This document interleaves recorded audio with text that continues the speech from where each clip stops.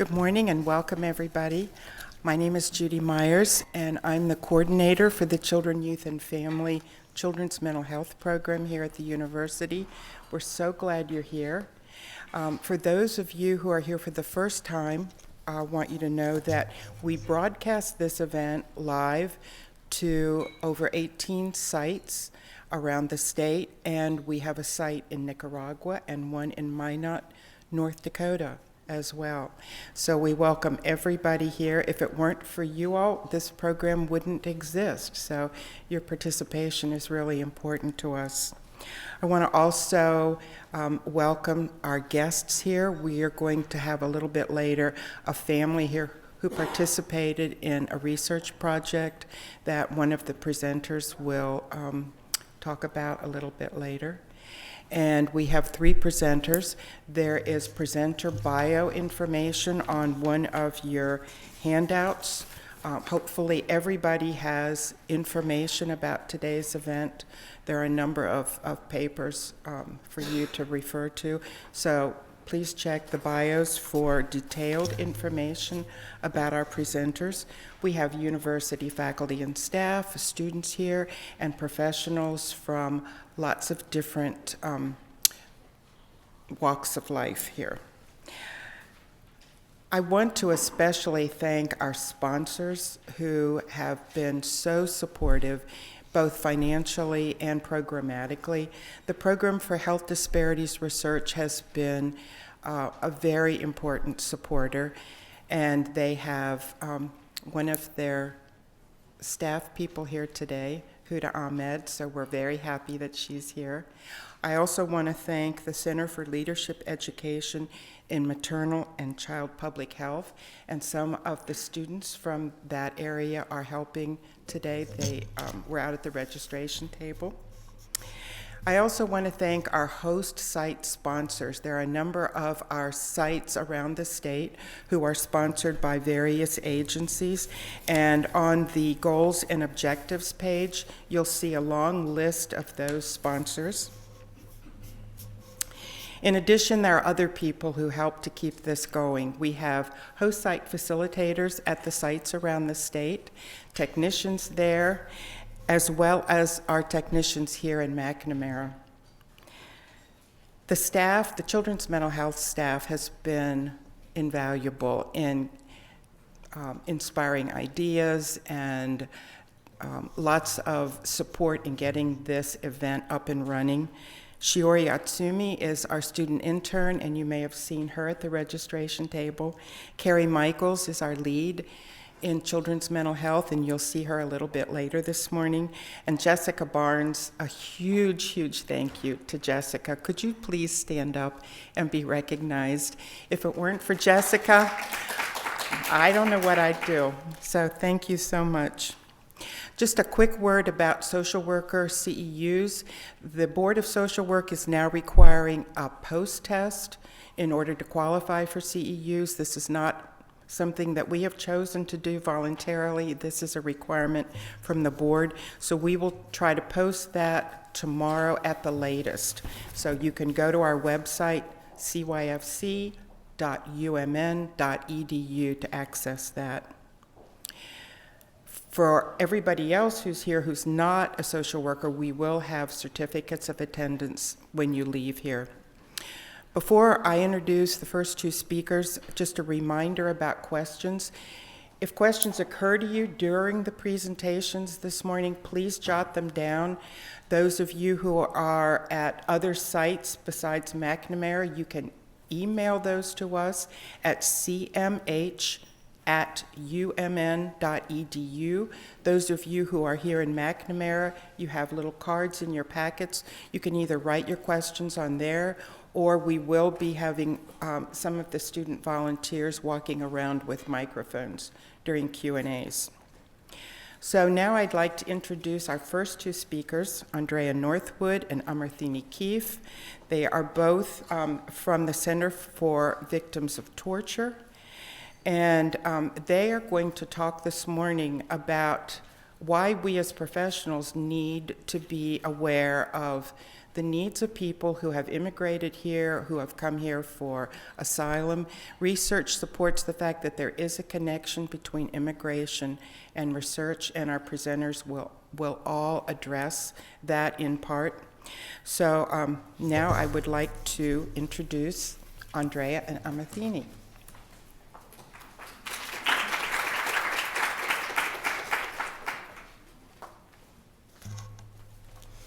Good morning.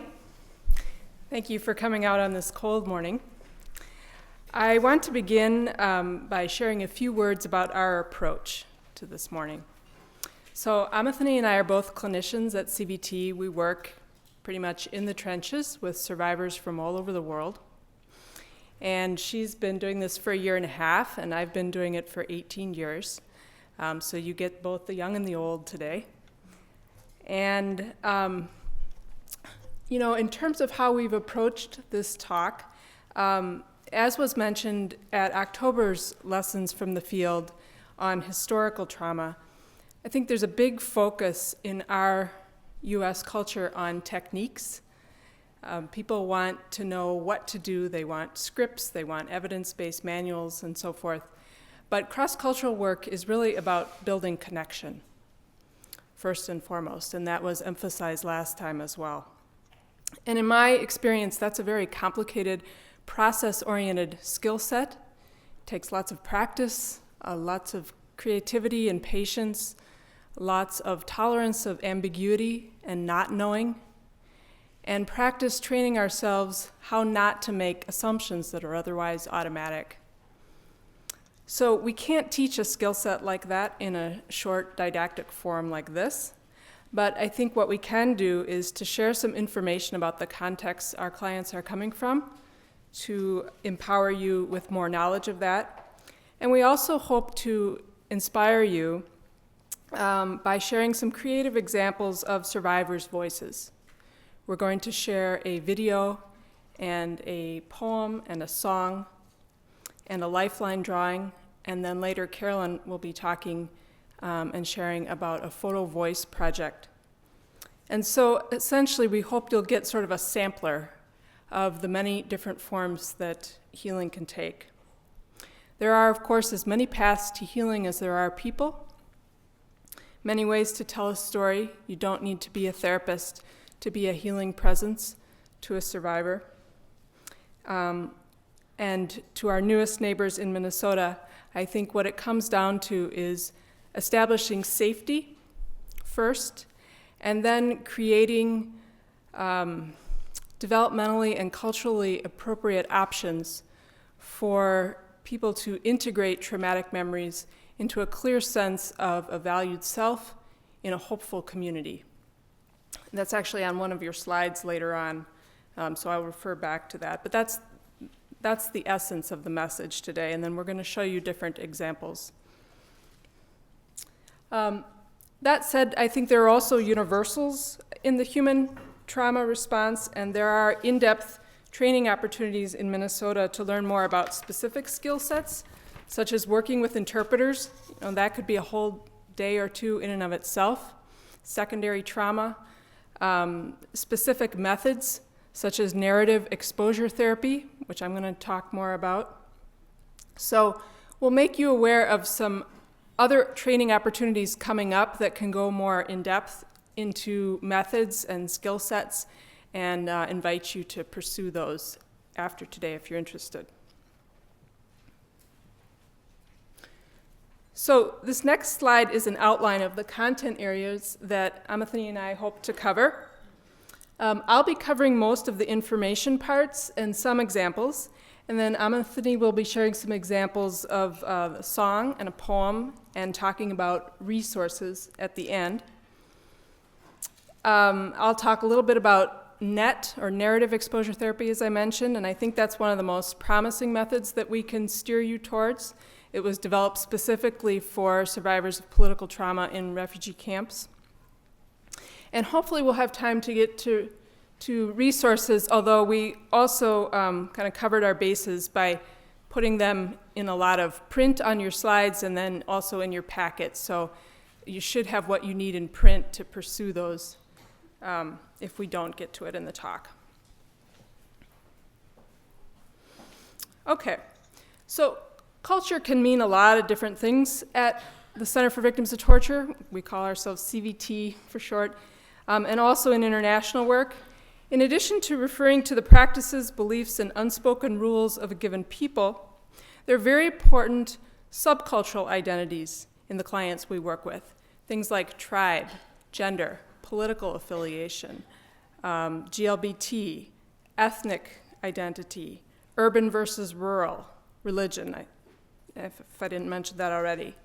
And in my experience, you can't assume which identity or sub-identity is primary for someone. As an example, one of my Cambodian clients told me that she felt she had more in common with someone from an American city, she was from Phnom Penh, the capital of Cambodia, than she did with a rural Cambodian. So for her, urban versus rural trumped other aspects of identity. And there are a lot of individual differences in this.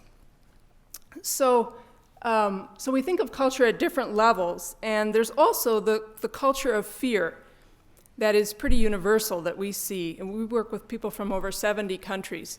And there are simply common aspects of that when you have societies where there's no rule of law, and where it's just commonplace for atrocities to be committed against citizens with complete impunity. We'll get to that a little bit later as well. So to work with all this, we find it helpful to have a paradigm that values 3 levels of truth equally, without one level trumping the others. And that is, in some respects, every person is like all other persons, some other persons, and no other person. So these are the levels of the universal, the cultural and subcultural, or sometimes family, and then individual differences. And the challenge is how to work in a way that acknowledges and honors each level of truth without privileging or minimizing any one level.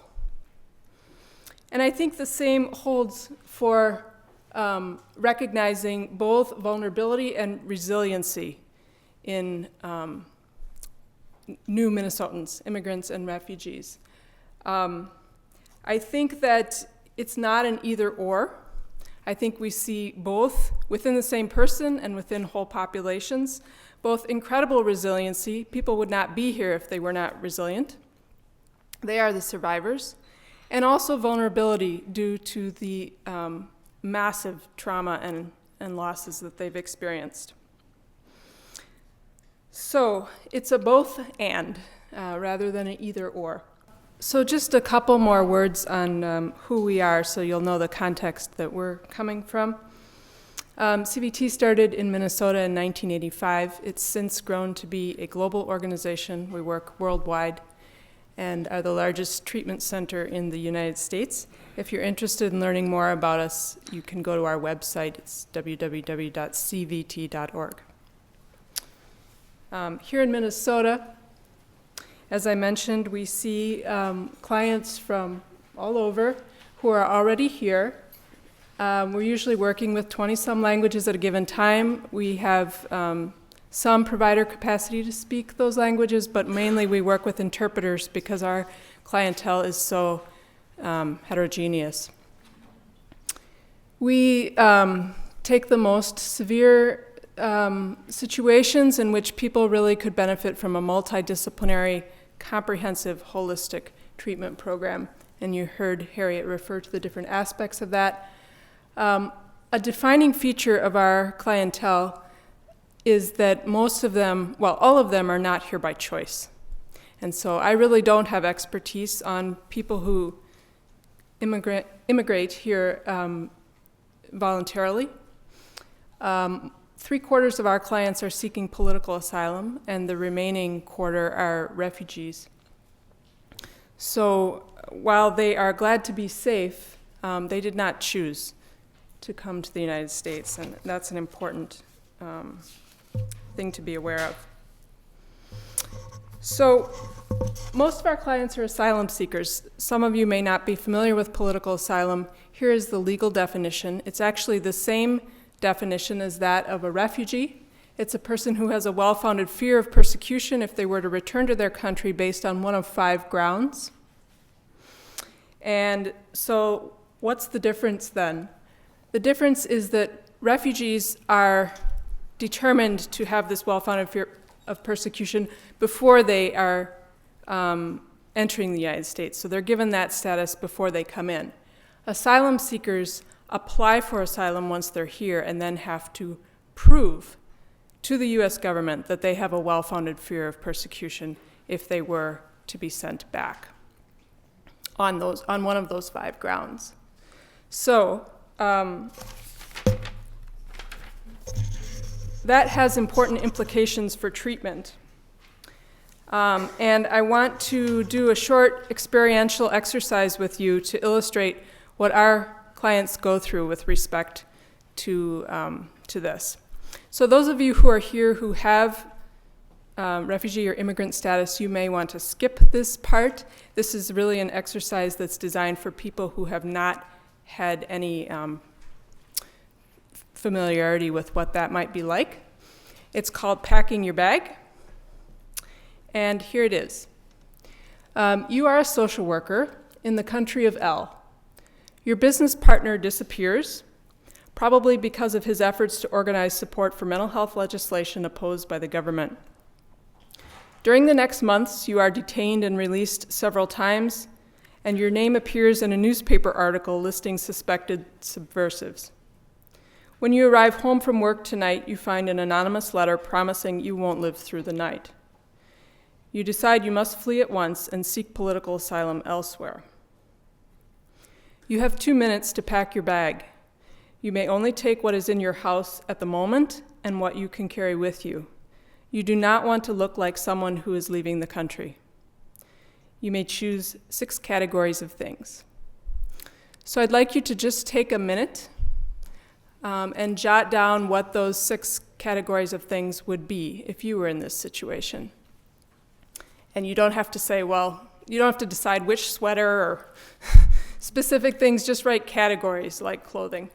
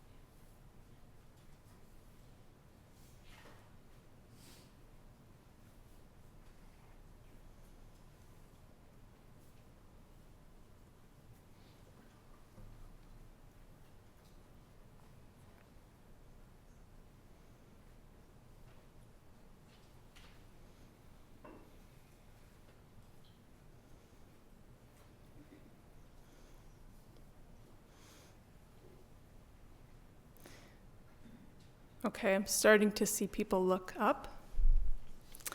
So I'd like to see a show of hands. How many people brought the newspaper article?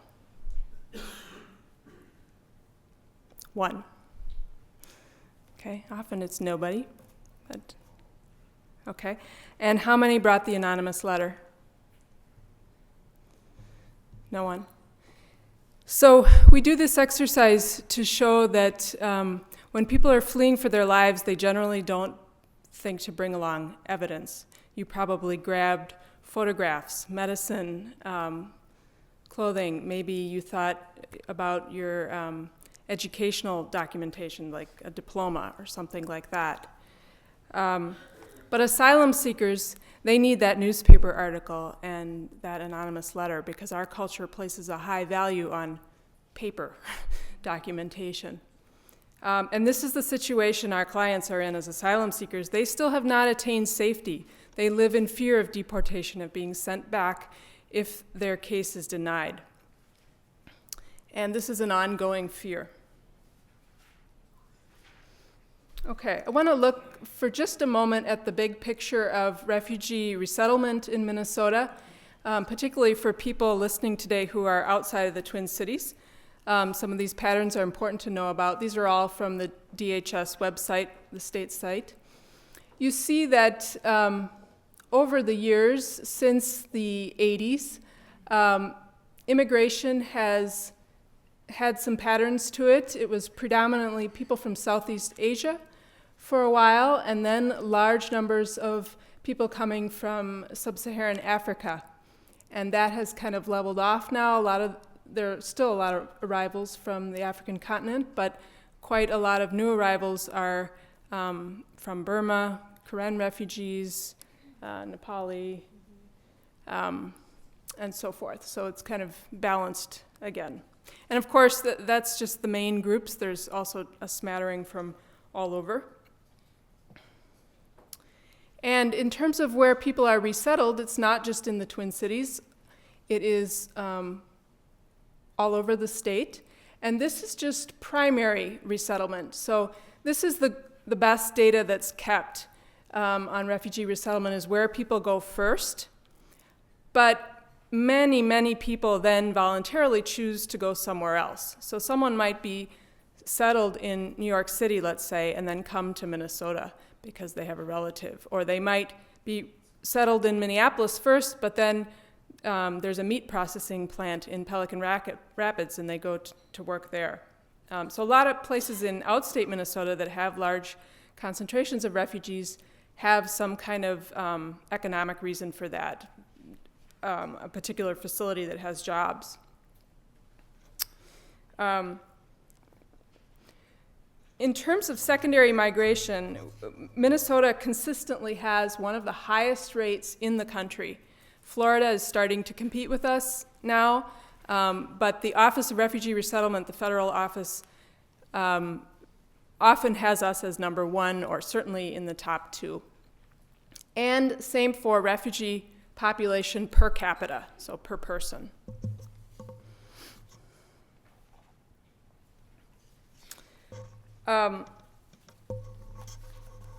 What are other immigration statuses that newcomers can have? It's very important to be aware of the variability in status, because all of these have different implications along at least 4 different lines that have real meaning for people's safety and well-being. And so here are some of the statuses that our clients have.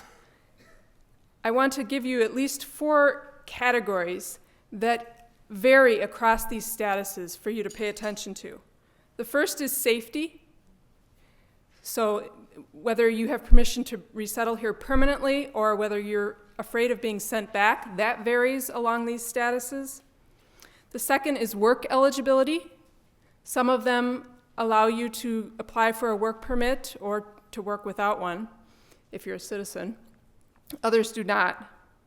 The third is benefits eligibility, so eligibility for food stamps, financial assistance so you can go back to school, public housing, voc rehab, those sorts of things. Those all vary according to status. And then finally, permission to bring your family, or family reunification. So I'm not going to go through each of these in detail, but let's just take the difference between an asylum applicant, someone who's applied, and someone who's been granted, an asylee. The asylum applicant still does not have safety. The asylee does. Temporary protective status is a status that's granted to an entire country by the State Department, and it's good for 1 year, but then it expires. So if you're from, I don't know which countries have TPS right now, but let's say if you're from Syria and the State Department has issued TPS for anyone from Syria, you can stay for up to a year, but then that might be taken away. And there's no opportunity, there's no progression of how to adjust that status. Like once you're an asylee, then you can apply to be, to get your green card, to become a resident, and eventually a citizen. TPS does not have that trajectory, neither does withholding of removal, which is sort of a last-ditch option for some of our clients who are denied asylum, but the government decides that for humanitarian reasons they are not going to forcibly deport them. However, they cannot adjust their status ever, and they cannot bring family members, and they're not eligible for most benefits.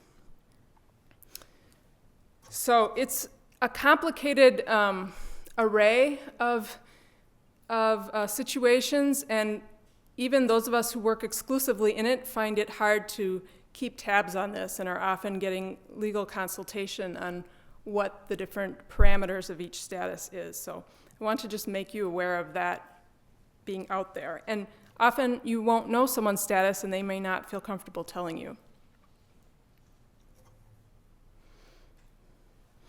Okay, so what are some ways to organize our knowledge about the experiences of our clients? I think first we have to move beyond the single event, traumatic event that we have studied and organized our knowledge around in this country. This was mentioned last time.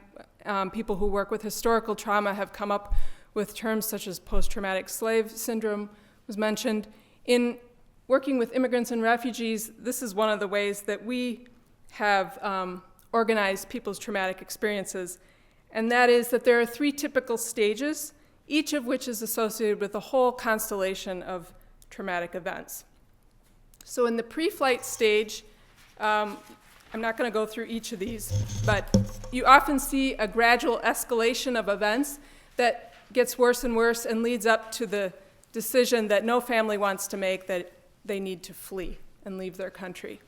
This is often when torture occurs, and just to put in your information, here is the US definition of torture, the legal definition.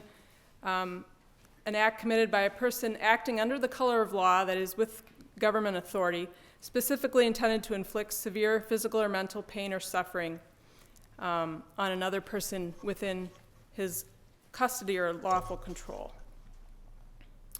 I also wanted to just give you common methods of torture. The 2 most common methods are those which are not likely to leave scars, and so people can't be held accountable, and that is beatings and psychological methods like mock executions.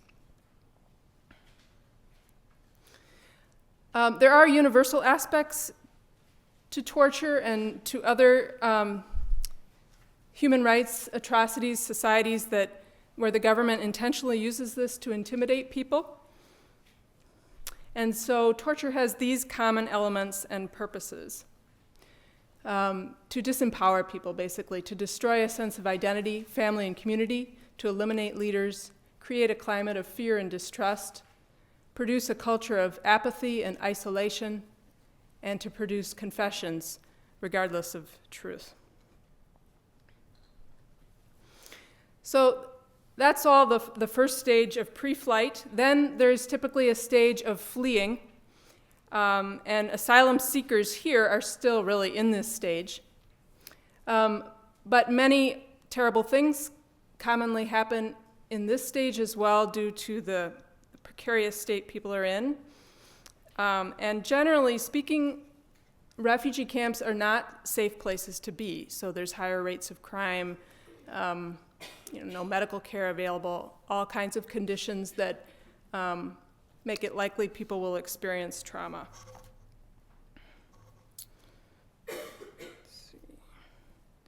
And then we have the third stage, which is probably more what you were thinking about in terms of immigration trauma or the trauma of immigration, and that's characterized by loss.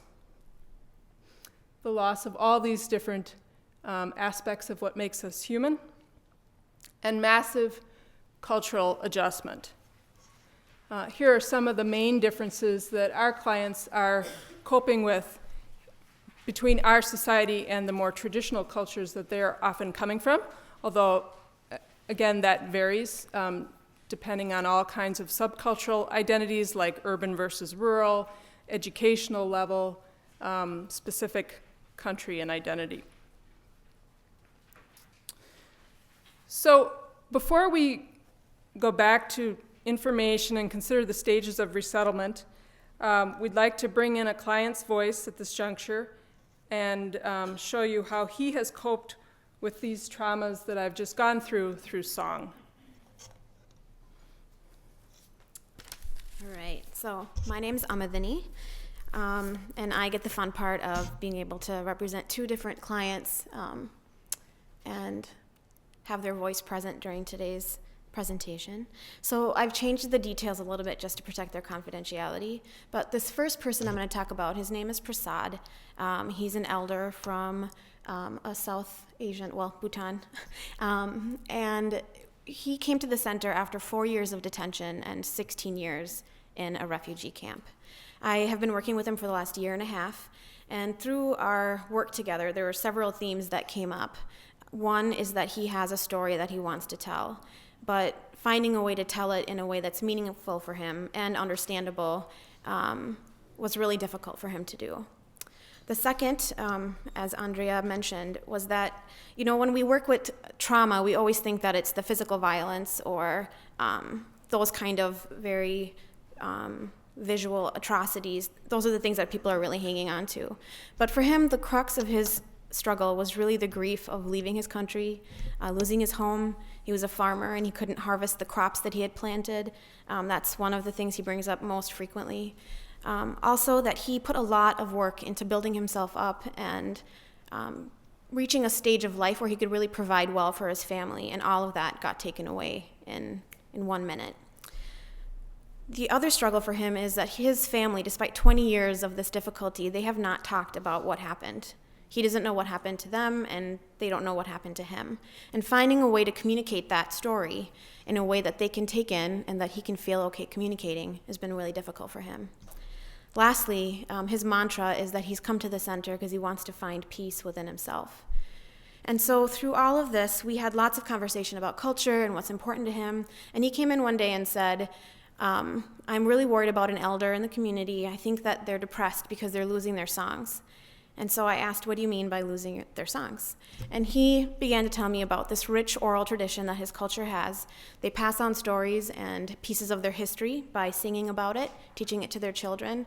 And it's a way that they can communicate and talk about things that are really difficult in a way that's meaningful and culturally relevant to them.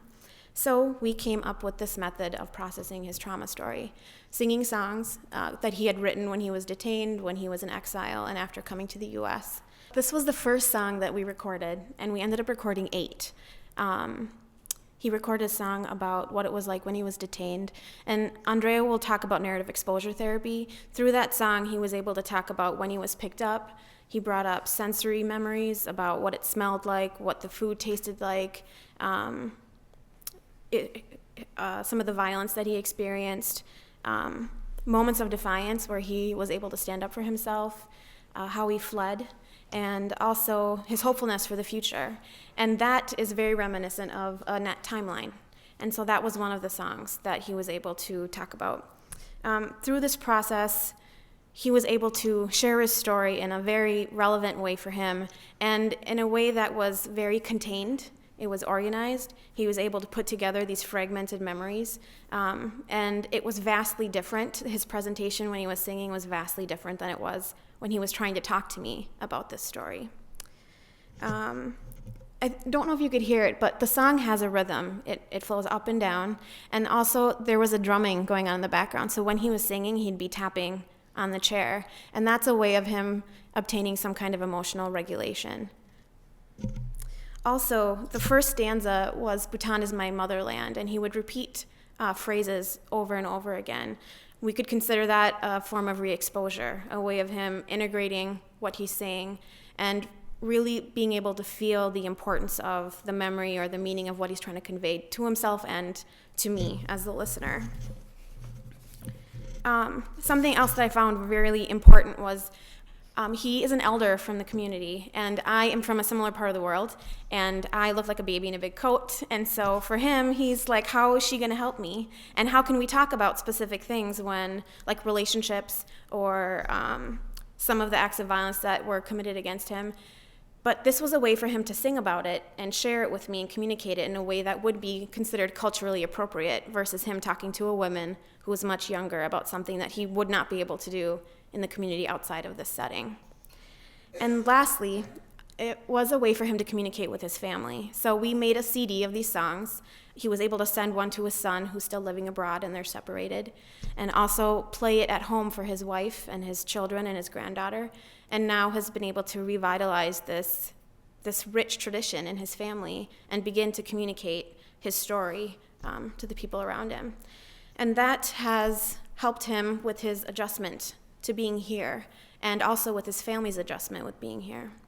So I'm going to turn it back over to Andrea to talk a little bit more about how that works. Amirthini is much better with technology than I am, so she's going to help get us back to the slideshow. Thank you. So when we think about ways to organize the experiences that people have when they get here, I wanted to give you a stage model. Again, there's limits to which you can generalize this. It doesn't capture everyone's experience, but we do see patterns over time in what people go through when they come here that have really important implications for intervention and for community resources. Typically, when people first arrive, they go through a honeymoon stage. It could last a month, it could last 6 months, it could last a year, but it's characterized by just extreme relief at having gotten here. Maybe they were languishing in a refugee camp for 10 years and separated from family members, and finally they're all here together. People often have hope that gets them through those times that is organized around saying, if only we could get to the US or get together, everything's going to be fine. Everything's going to be okay. And also there's a lot of misinformation out there abroad about how wonderful the US is and how easy it is to establish yourself here. And so people come with these expectations that aren't very realistic. In terms of intervening, I think that makes this stage often the most challenging to intervene, and yet it's important for reasons I'll get to later with people's long-term adjustment. So we're working right now with the state to try to get mental health screening incorporated into the refugee screening process for this very reason. But it's challenging because people's motivation and perceptions of needing help are not aligned with getting that help at this stage. But eventually, a second stage starts and reality sets in, and those illusions start to be challenged. I think this is a good time for community-based interventions that work to try to build people's social support and hook them up with culturally congruent and meaningful resources. We have a list of local resources that Amirthini will get to later, and there are also some good national ones that can be fit in here, I think. And that second stage often builds until there's some sort of crisis, which is also, of course, an opportunity, the flip side of that. And I think this is probably the optimal time for referral to various interventions and supports. And this is often when people come to us. They're not able to learn English, they're not able to concentrate and work, they're very afraid and finding that paralyzing. Families are experiencing difficulties, and so on. And then depending on what happens in that third stage, you either see adjustment, as happened in Harriet's case that she talked about, and a reconstruction of one's life, or marginalization and increasing isolation.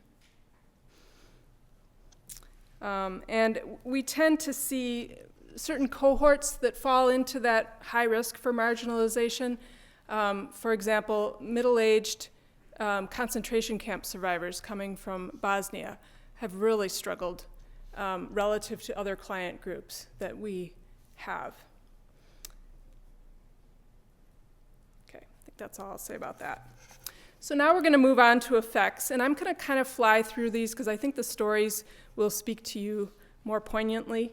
But there's lots of information on your slides, and it's not really that different from what you probably already know about the effects of trauma. It's just that with political trauma, we're trying to see things through multiple lenses, looking at different levels of individual, community, and world, body, mind, soul, so forth. So this is a picture of me and my colleague Inshira in Jordan from last year. And I wanted to put it up there just to give some examples of how ethnocultural factors can influence the meaning of trauma, how trauma and its aftermath are experienced, and the implications of having been traumatized. So for Inshira, as you can imagine, the forcible removal of her headscarf, that might be a form of torture for her. That would have very different implications and meaning for her than it would for me. In terms of how trauma and its aftermath are experienced, there's a famous example of a Tibetan monk who was asked by the Dalai Lama if he was in danger when he was in Chinese prison, and he said, "Oh yes, every day." And when he was asked to explain that, what he actually meant was he was in danger of losing his compassion for the Chinese every day. Mortal danger was not that relevant to him. He was certainly in that too. But that was what was important to him, not PTSD symptoms, but keeping his compassion for the Chinese. The implications of having been traumatized.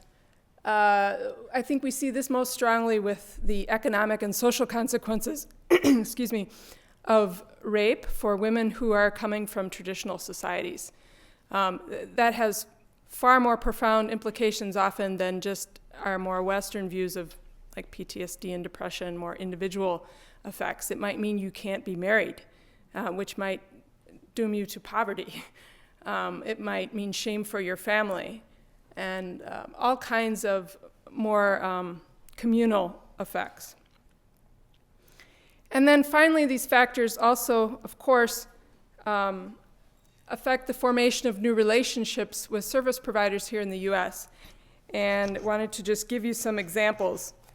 Because here's where we see cultural differences and the assumptions that we just make automatically trip up a lot of relationships. Many of our clients are coming from high context cultures. Ours is a pretty low context culture. You don't have to alter what you say and how you speak depending on whether someone's older or younger than you, their gender, different specific aspects of them. That's not true for other cultures. And so, as Amirthini just mentioned, her client would not ordinarily share private information with a younger person or with a female necessarily. But we don't know these rules often. Many of our clients are coming from worldviews and cosmologies that place much more emphasis on spiritual explanations, and yet their providers in the US, with our tight time schedules and frame of reference, don't take the time to develop shared and common language that incorporates spiritual terms that are meaningful to clients. For example, when you're translating mental health terms. Time orientation, of course, is very different if you're coming from a culture where the sun is more important than the clock. Ways of relating to others. I often have to explain to our clients that we have a paper culture here, and if it doesn't exist on paper, they don't believe it happened. We emphasize doing, other cultures put more emphasis on being, and so forth. Collectivism, and this was referred to, I think, in October's talk as well. Many of our clients are coming from societies where identity is defined by the group, so it's more, I am because we are, not the more Western, I think, therefore I am. Language is an expression of worldview. One thing I would advise here is if you're working with an interpreter and they tell you that a phrase doesn't exactly translate into English, to pay close attention to that. Because the reason for that is that there's often connotations or ways that words fail to capture its expression of a particular way of looking at the world or an approach to life that we may not have or be as familiar with in English. And then finally, coping styles. The exact same expression can look indifferent or fatalistic to someone coming from a cultural context where you have a lot of choice and control over your life. That can, someone who shrugs and says, inshallah, God willing, that can look indifferent or fatalistic to someone coming from the dominant U.S. cultural context. It could actually be quite hopeful and optimistic to someone coming from a cultural context where that's just normative. That's a way of expressing that God's in charge.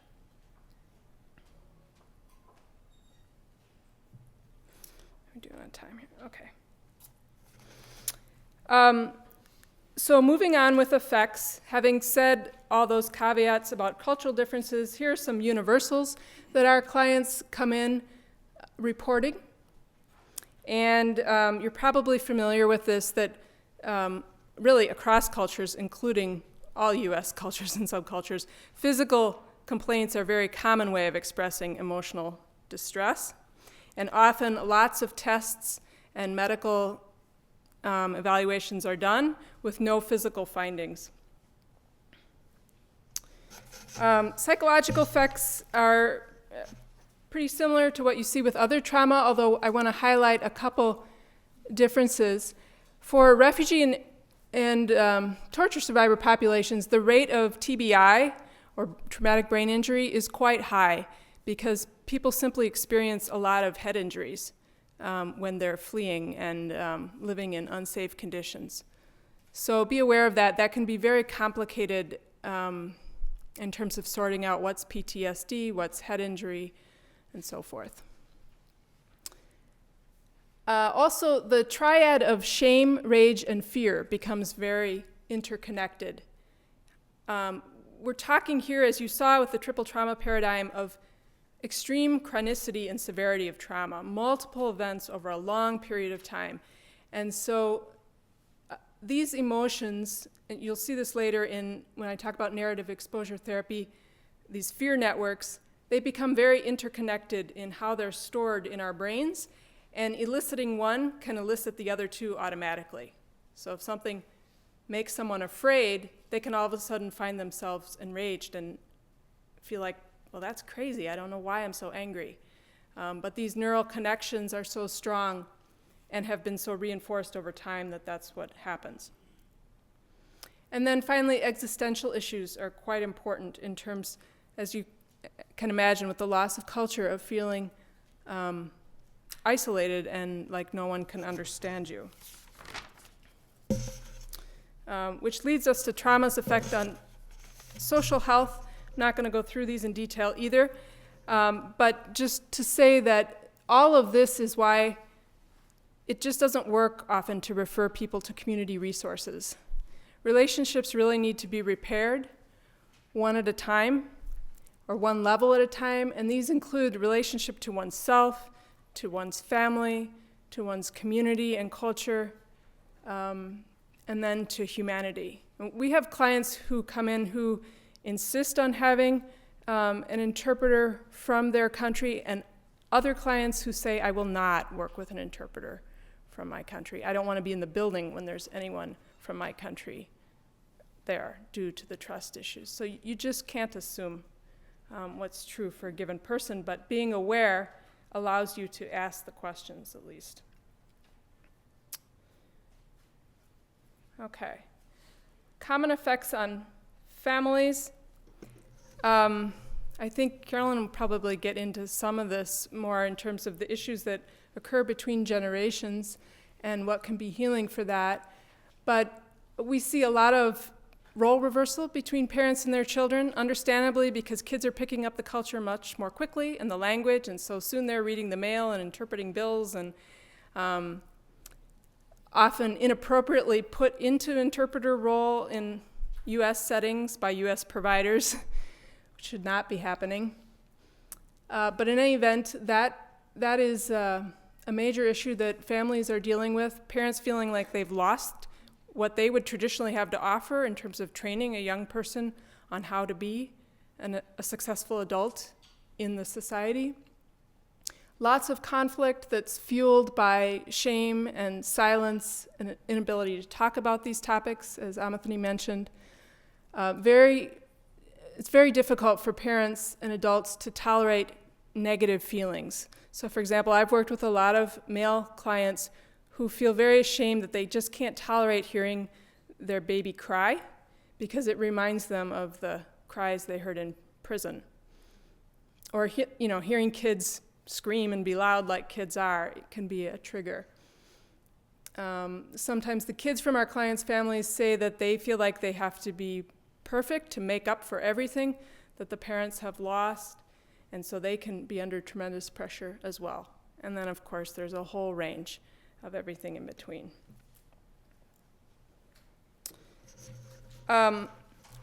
So, at the community level, given all of this, and faced with enormous loss and traumatic experience, refugees and asylum seekers have to reduce the number of people about whom they really care, because they're focused on their own survival, particularly when they are still in flight and first arriving.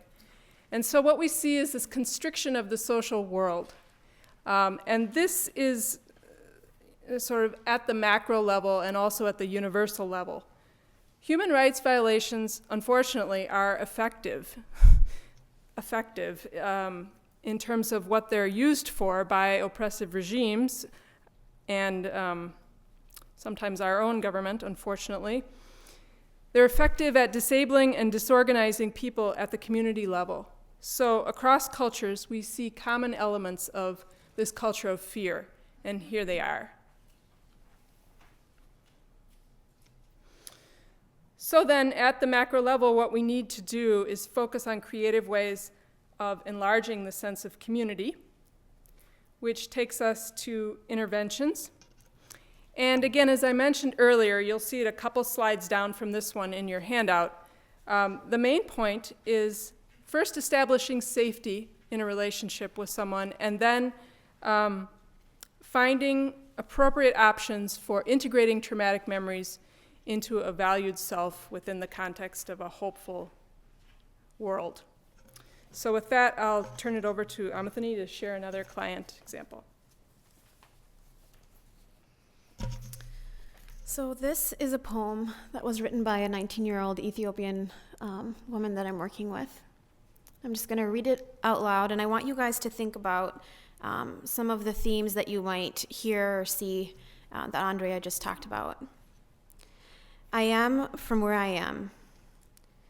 I was born in Addis Ababa, the capital city of Ethiopia. Speaker of 2 languages, Amharic and English. I am from Adwa, where my great-great-grandparents have had a victory. I am from a brave Olympic runner. I am from a loving, caring, and respectful family. I am a sister of Matios, Mesfin, and Germa. I am from a beautiful country who needs more education, fun, and a new life. I am a lover of my family, friends, and music. I am planning to visit Europe, graduating from college, and hopefully meeting my loved ones. You will see my smile before I respond. You will see my tears before I say something. I am written bold, but hard to see. I speak aloud, yet nobody hears me. I see what I see, but nobody sees what I see. You will always see the sun rise on me, but you will never see the dark side of me. I am from where I am, a place where I should not be. So, this poem was brought into a session about 2 months in. She is a very vibrant, intelligent, strong young woman, and has experienced quite a bit of hurt from people that she should have been able to trust. And so coming in, I'm someone that she's supposed to be able to trust, and there is no way in hell that she's going to do that. So 2 months in, we were trying to develop rapport, trying to develop connection, trying to figure out how to talk about stuff that she was not going to let out. And I felt like her bringing in this poem was a pivotal moment in our work together. It was her bringing in something from her external world. It was a way for her to communicate some really important things to me, without having to actually say them out loud.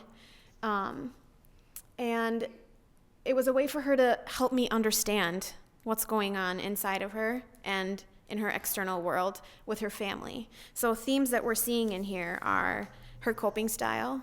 She's obviously an amazing writer and can really use this to tell her story. She's also someone who really loves reading stories about other people that have had struggles because it normalizes her own experience. And in sharing this today, she said that she wanted to be brave and she wanted to be able to give her story to someone in hopes that it might help somebody that you all might be working with. It talks about how she protects herself and how she relates to other people, important relationships in her life. And, she talks a lot about her family and then talks about wanting to meet them one day. So clearly there's a lot of loss and separation. Talks about the impact on her family and also how she's accommodating. You will see the sunrise on me, but you will never see the dark side of me. So she's always going to look happy, never going to look sad. A balance of her fears, as well as her hopes and her beliefs. And a lot of internal conflict, things that she's trying to manage and balance on her own. So I thought this was interesting because I am not a poet and I have some creativity. I like humor, which sometimes falls flat and sometimes it doesn't. But she was able to bring in a piece of herself that she actually wrote this poem at school. She brought it in and we were able to use it, and we still use it now in sessions. So it's something that we go back to. It's something where we can break down lines and talk about what they mean. She's somebody who, I'm written bold but hard to see. She is a very strong, vibrant young woman, but that's in our sessions, and outside of our sessions, it's really hard for her to use her voice. So we use this to practice speaking loudly. I have a megaphone that I made for 99 cents, and we will recite this poem through a megaphone. We'll leave voice messages for each other, and it's something she doesn't have to conjure something up to say, but it's her own words, and it's her own voice. And the more she repeats it, the more empowered she says she feels. It's her owning her own story. It's her owning where she is in her process right now. And I think for her age, it's a really appropriate way for her to process what's going on right now. And I think both with this example and with Prasad, being a new clinician and trying to figure out how to work with people who come from different parts of the world and have different ways of looking at things, I don't necessarily have to have the burden of bringing in all of these different ways of doing things. I have to be open to what my clients already have within themselves that they're bringing into the session. Being okay with not knowing, being okay with meeting them where they're at, and letting things unfold as they will. So Andrea is going to talk more about interventions, but this is just one example of how things can happen. Thank you.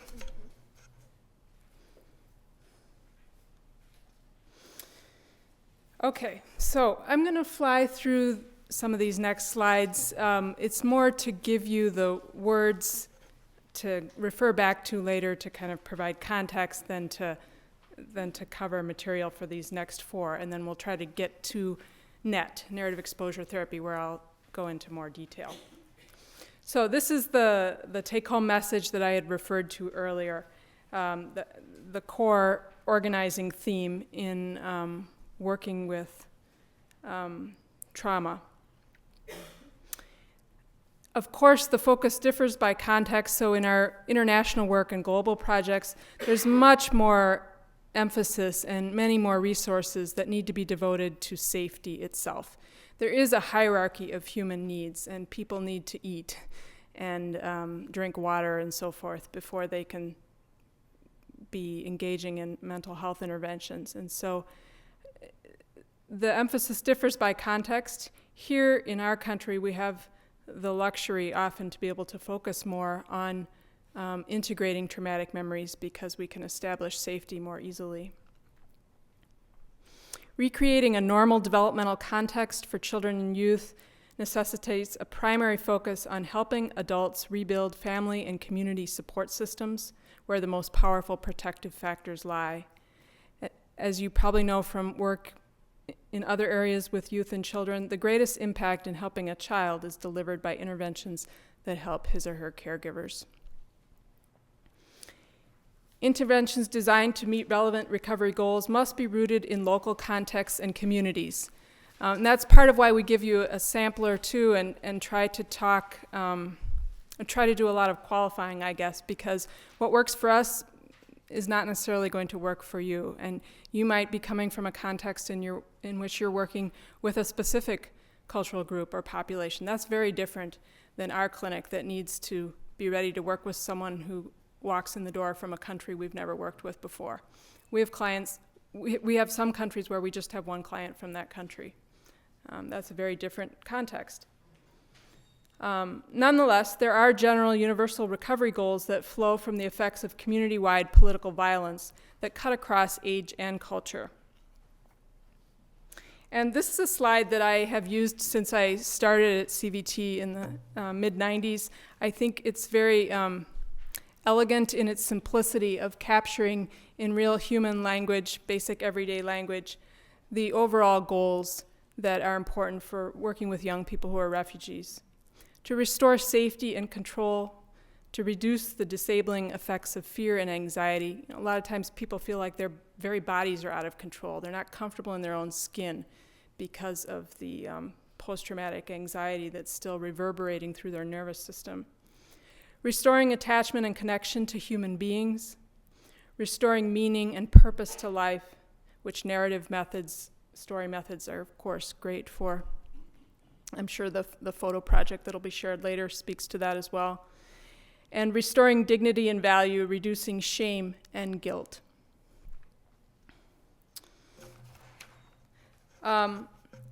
Interventions for refugees must be coordinated to address basic needs in concert with trauma-informed care. And I would say that this is the largest systemic barrier we see to people getting services outside our clinic, where other US-based institutions don't necessarily have things coordinated on site. And so, for example, we might refer someone to a therapist in Rochester, let's say, and the client's coming in with legal needs and basic needs through social services, and there isn't the network and the coordination to know where to send them.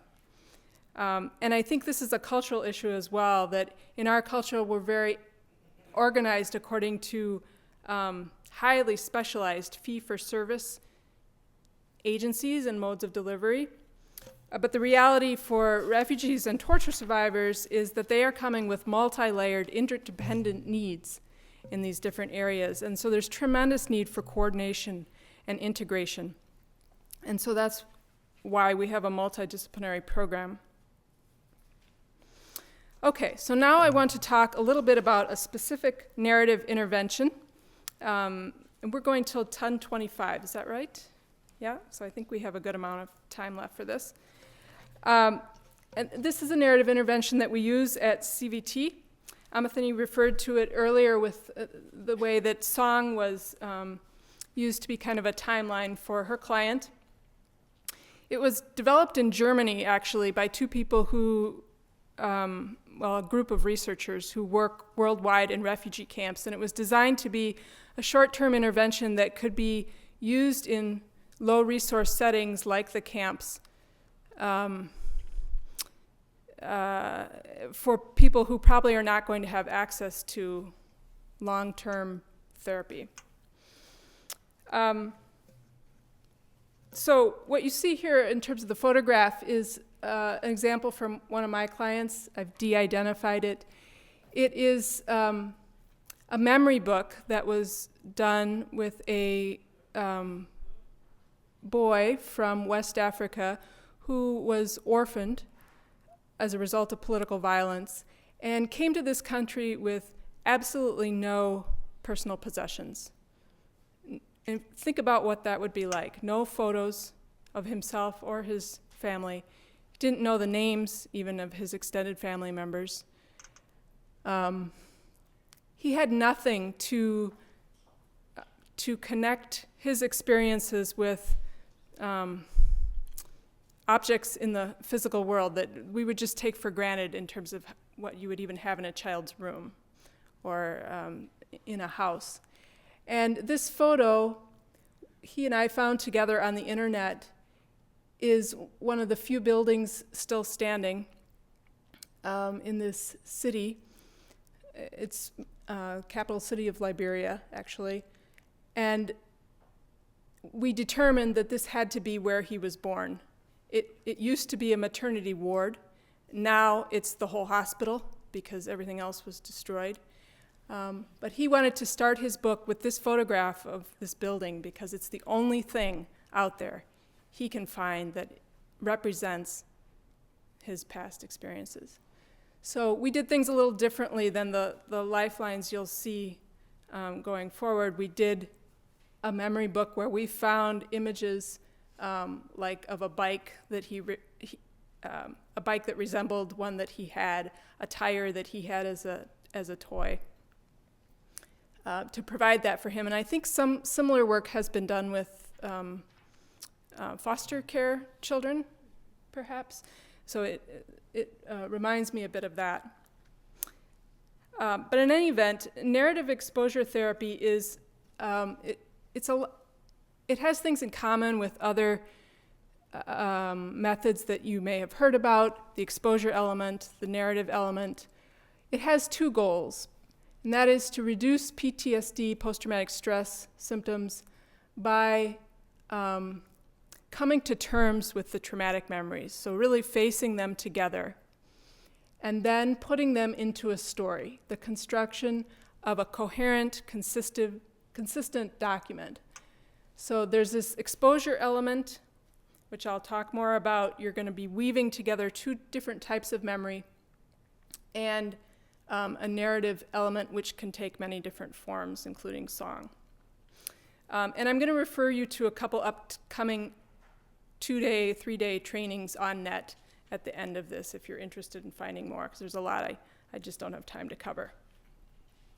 But these two goals of net that you saw on the previous slide are based on the neuroscience of traumatic memories. And there's been an explosion in this area of research in the last decade, I guess, and particularly 5 years.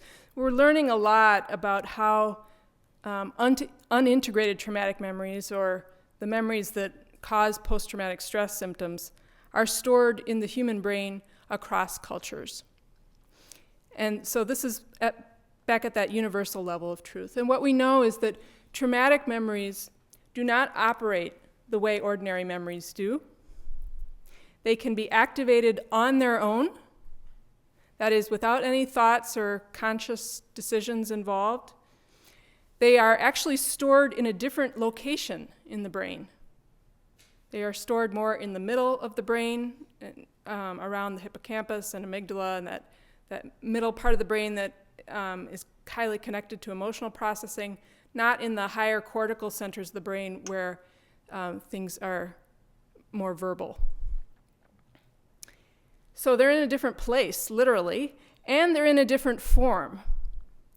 Not primarily as words or story, but as fragments, as pieces of free-floating sensation.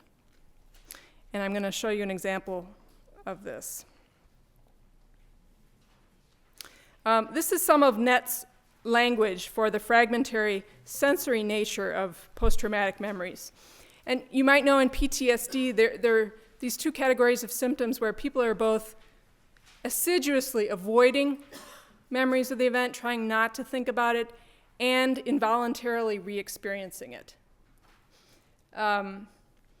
And so what NET does is it calls the very emotional aspects of the memory that are overwhelming and distressing and re-experienced hot memory. And cold memory is memory that's actually pinned down in time. It's autobiographical. It's stored in the higher cortical regions, and it's connected to the past. So I was born in Mogadishu. It was 1991. We were at home making breakfast. That's cold memory. Hot memory is, I see the soldiers coming through the door. I'm going to die. I feel terrified. Hot memory is all in the present. Cold memory is in the past. Hot memory you experience. Cold memory you know. And what NET does is it maps these traumatic memories. And you use story to link hot and cold aspects of the same memory. Because the reason they're still experienced as if they were happening now is that they're not rooted in time. They're not located in the past. They're these pieces of free-floating junk that are hanging out in the middle of the brain, and they form strong connections between each other so that any one of them that gets triggered then triggers the whole network.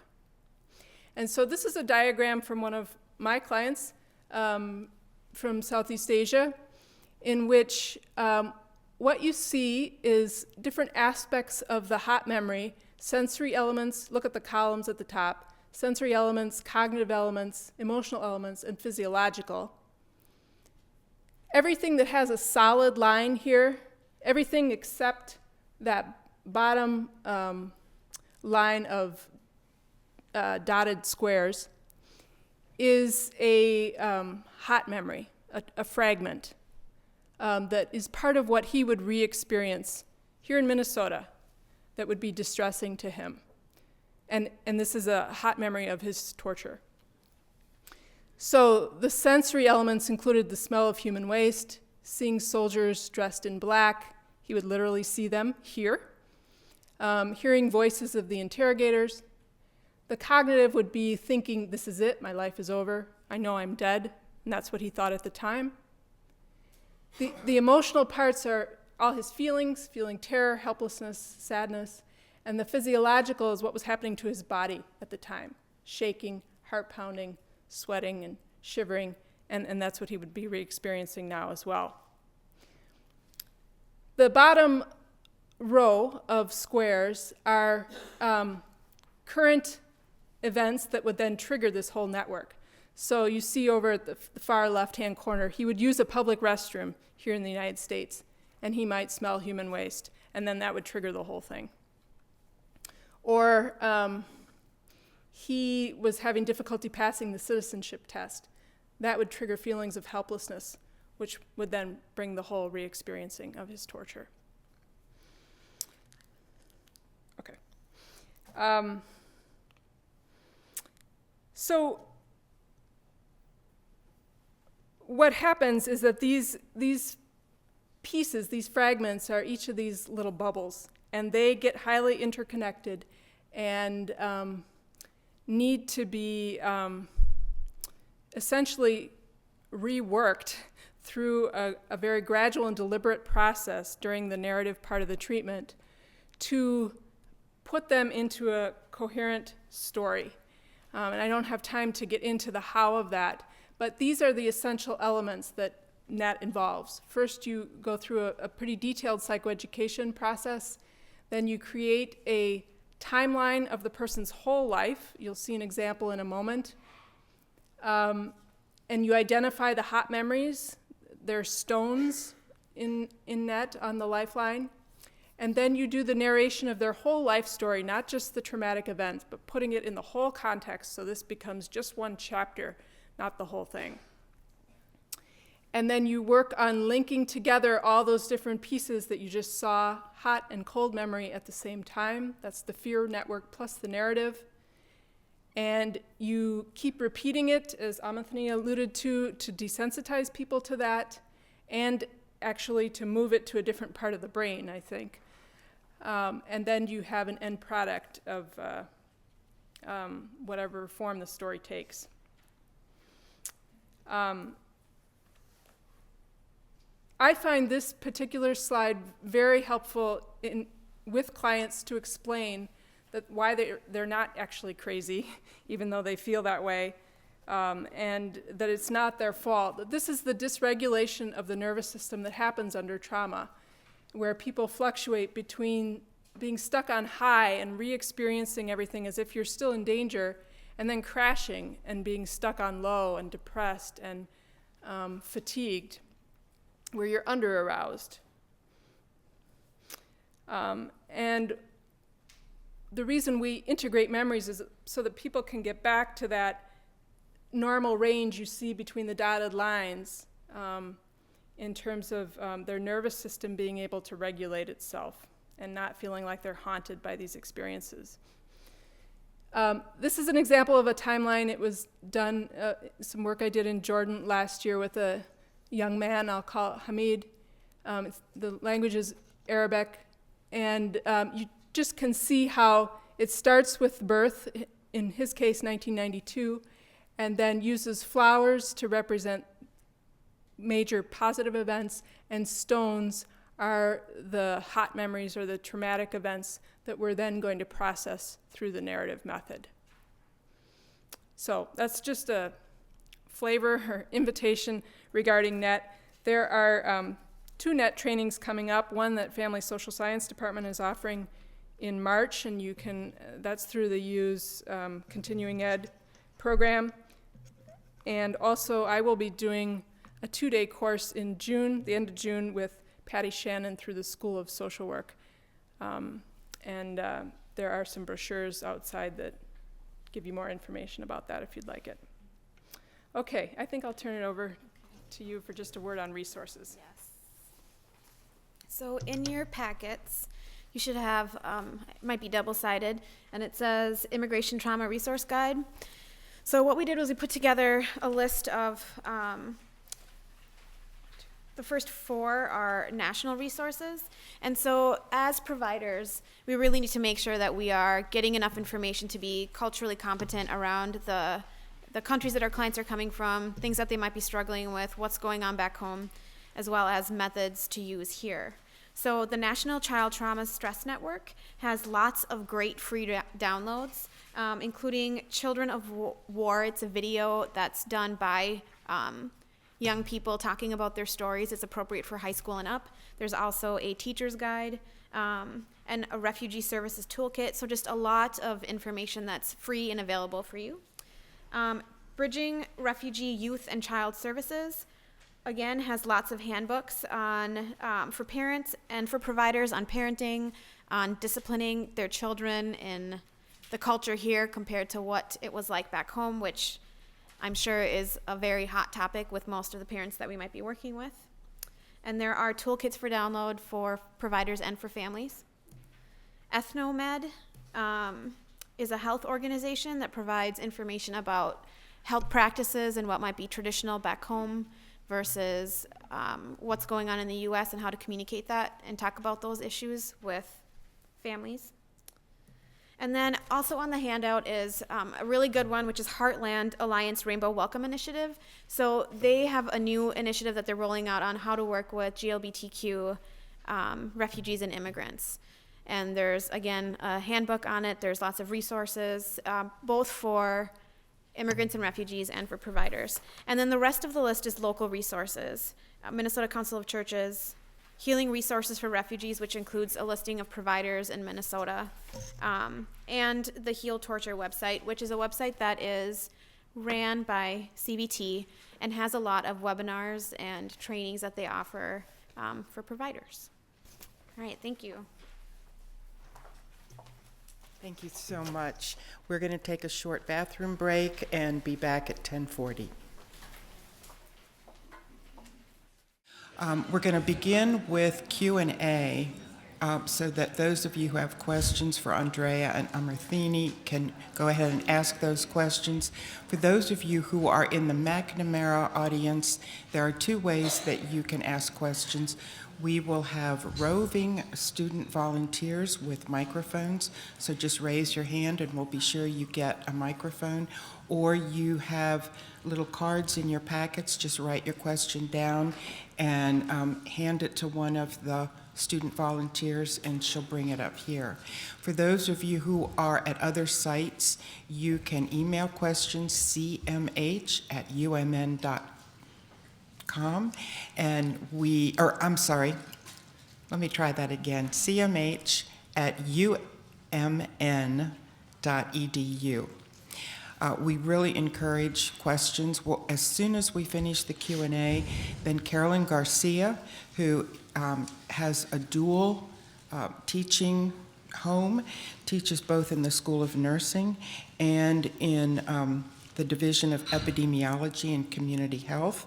She's going to talk about one of her research projects called Photo Voice, and we have the distinct pleasure of two people who participated in that project, Mr. Lopez and Ms. Martinez, and Gabriela will be interpreting for them. So start with Q&A.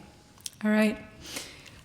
So I have some questions that have been turned in that I'll start with, and a gentleman also approached us in the break to ask some of the same questions. So it sounds like there are questions out there that relate to the specific aspects of how people flee their country, why they choose to come here, how do they contact family left behind if they're afraid for their life, aren't their children in danger, and how do they get mail and packages to rural communities.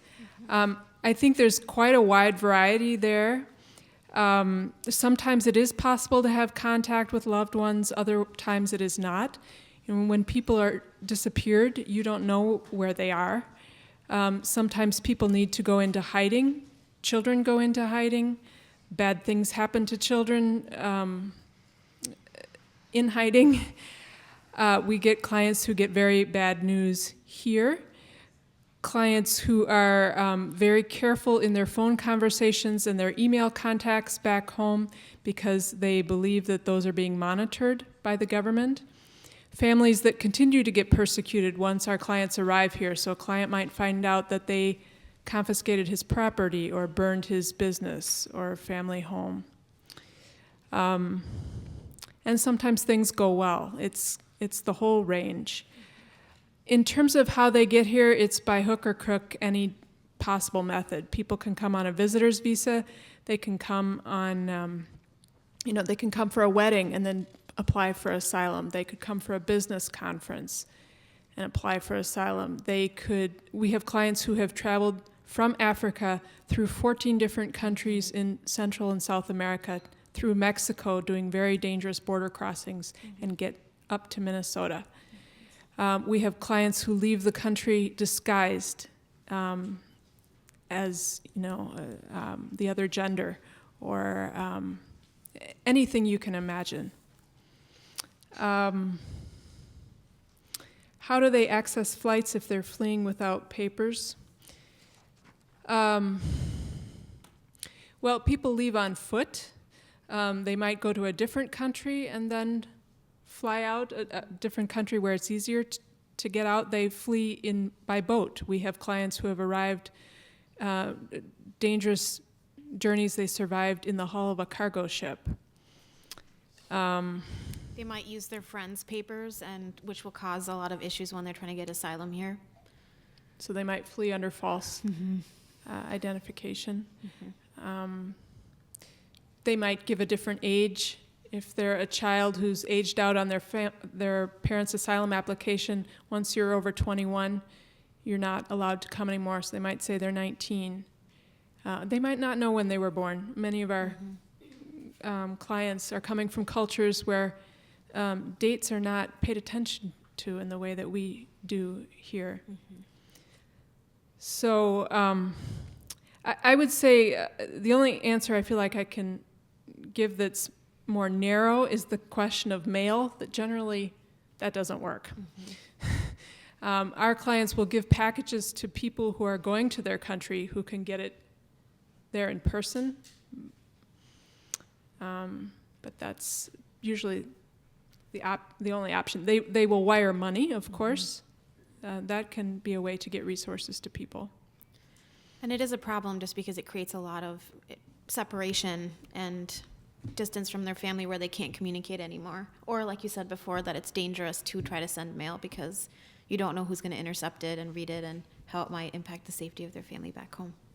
How can they trust? Can you wait for my sorry.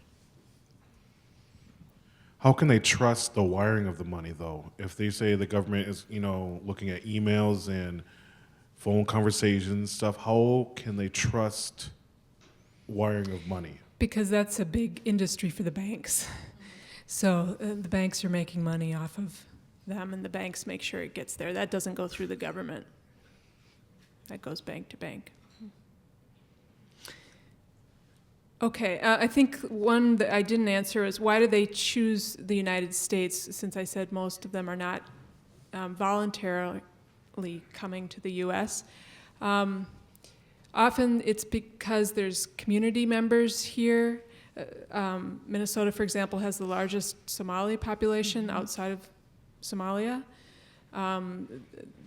There are all kinds of reasons. Depending on where they feel like they can get entry. What else would you say?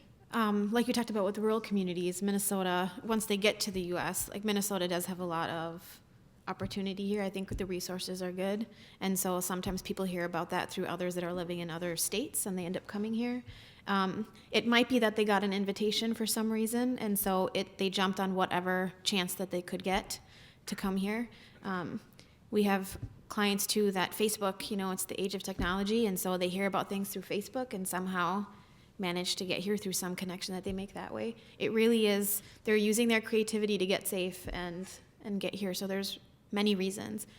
But it's not their choice for many people. They would much rather be in the country that they were born in because that's what they love and that's where they're from. But they're here because it's this or death for them or their families. So I think that's an important thing to remember. And also just to note that there are lots of immigrant populations in other countries. So some clients do go to Europe. Some clients do go to Australia. Many of our clients have family members all over the world, and it's just based on where they can get safety. I want to move now to a question that's more specific to interventions. How is NET similar or different from TF-CBT, trauma-focused CBT, and has there been research done on NET and whom it best works for? NET is different from TF-CBT. I'm trained in TF-CBT. We have tried to adapt it in our context and found it not as useful as NET. NET was developed specifically for political trauma, and one of the main differences is that it's dealing with the whole life story of the person, not just the traumatic event. TF-CBT usually focuses on the trauma or a given trauma. NET is dealing with the whole life story, and we find that much more containing and rich for the clients that we work with. I think there's also, in my experience being trained in both, there's more flexibility in NET to adapt and to be creative than there is with TF-CBT. Now that said, we don't work with a lot of Spanish-speaking clients, and I know there's been tremendous development for Latino populations with TF-CBT in this country. You can access a lot of that through the National Child Traumatic Stress Network. They have an excellent website that has a lot on TF-CBT in it. So it depends on who you're working for, and that gets to the next question of, has there been research done on NET? Yes, quite a lot actually, including, I believe, a randomized control, sort of the gold standard of quantitative research. I would just suggest Googling it, but I have a whole folder of articles in peer-reviewed journals, research done on NET. It's mostly been studied in refugee camp situations, but I think there's at least a couple studies done in more Western clinics. I have a few more questions.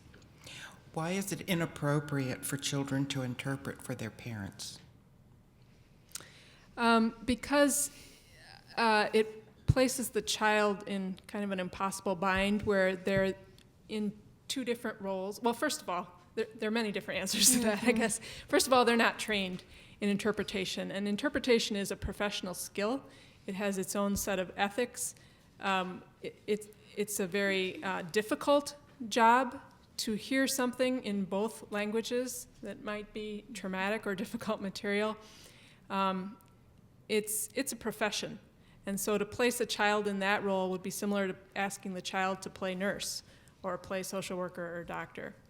And then I think the conflicts it creates emotionally for kids who, let's say it's a topic that you shouldn't be discussing with strangers in your culture, and yet you're being asked to do that for your mom. It's just a potentially very disturbing experience. And it can create a lot of trauma it's another way that trauma is passed on, I think, because the child is now in the position of being a caregiver and hearing their parent's story. They don't necessarily have a place to process it themselves. It's a big burden to be putting on a young person, I think, to be having them do that. We hire and train and supervise our own interpreters on site because it's such a complex skill set and very demanding for adults, much less children. How do we find out, as professionals, how do we know whether someone is a refugee in order to be able to direct them to appropriate services or resources? I would say asking them what their INS status is, if that's part of your process for screening. As far as the center goes, we have people that call us for all kinds of reasons, and we have our own screening process where we'll ask them questions to determine what their history is, what their status is here, so that we can figure out whether we're a good fit or if there's other resources in the community that might be able to better serve them. I may be over-interpreting this question. I wonder if it has something to do with the assumption one might make about profiling people and whether that's how to ask the question without offending someone. Yeah, I think in the context of your work with someone, the most important thing is to build rapport and a connection first, and then in explaining what you do to say, I know there are many different ways people come to this country and many different statuses. I don't want to assume that you belong to any one group or another, but depending on which status you have, it would have different effects on our work together and what I can offer you. And then you could just give them an example. For example, someone who's applied for asylum is not eligible to apply for a work permit until 150 days after their application. But someone who has refugee status has permission to work without a work permit. So if you show them that you're aware there are these differences and that you're not judging any one or the other, and then ask them if they're comfortable telling you, leaving them the option of not, I think that's probably the most respectful way to broach it. And that you're trying to help them get services. Like, that's the goal of knowing that information. For people who don't come into CVT, how do refugees find out about the resources that might be available in a particular community? Well, we get referrals largely word of mouth in the community and from immigration attorneys. I think that word of mouth is very powerful within refugee communities, and the best, one way would be to develop connections with the leaders in those communities and informal referral networks to be able to steer people towards. And others in the audience might have more to say about that as well. My experience, of course, is that I haven't had to deal with that because they're self-referring, but I think that there are a lot of refugee organizations and like MAAs. Some of the resources we've pointed you towards would be good places to check, but if you're in an area where those don't exist, then go to a church, go to a temple, a mosque, any place where you know that other members of the community congregate and build connections.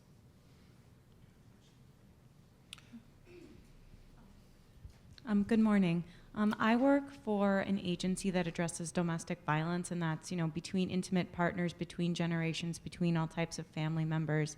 And I was wondering if you could speak to encountering domestic violence with clients that you've worked with. And I mean, understandably, there are, of course, cultural differences, but I think we can all agree in the language of human rights that people have a right to be safe in their homes. And then a second part to that question is I specifically work in criminal justice intervention, and I was wondering if you had any tips or ideas in how to working with folks in criminal justice who are wrapped up in domestic violence and how to better explain the U.S. context to folks where it is completely foreign to them. Those are very big questions. So I'm pretty reluctant to give a couple tips on that. We could probably spend a morning on that. Domestic violence is something we do a lot of psychoeducation about, just like discipline methods, as Amirthini mentioned earlier.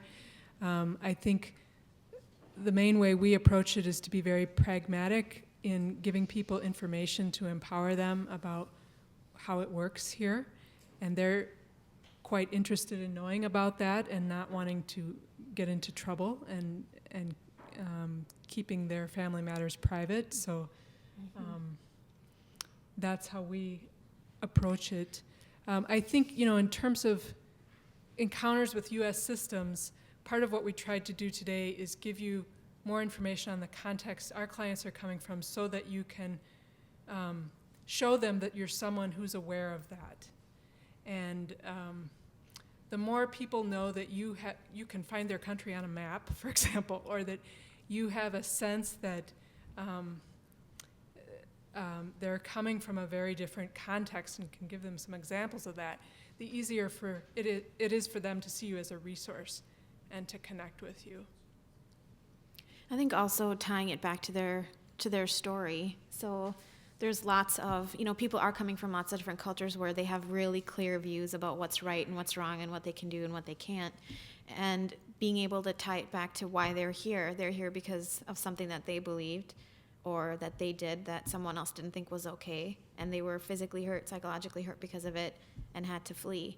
And so in that same way, if they are discriminatory against GLBT individuals, or if they have really specific views about men versus women, being able to tie that back to what their personal experience was can sometimes shift thinking a little bit.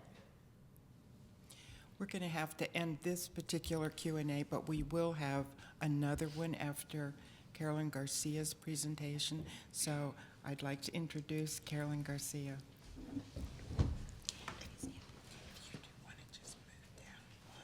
Good morning, everyone. Doing all right so far? What I'd like to do to start is actually ask you to think about one of your favorite pictures. Do you have a favorite picture in your head yet? Turn to someone next to you and share with them briefly, what the picture is and why it's important to you, or why it came to your mind. I'm timing you. You have about 40 seconds to share.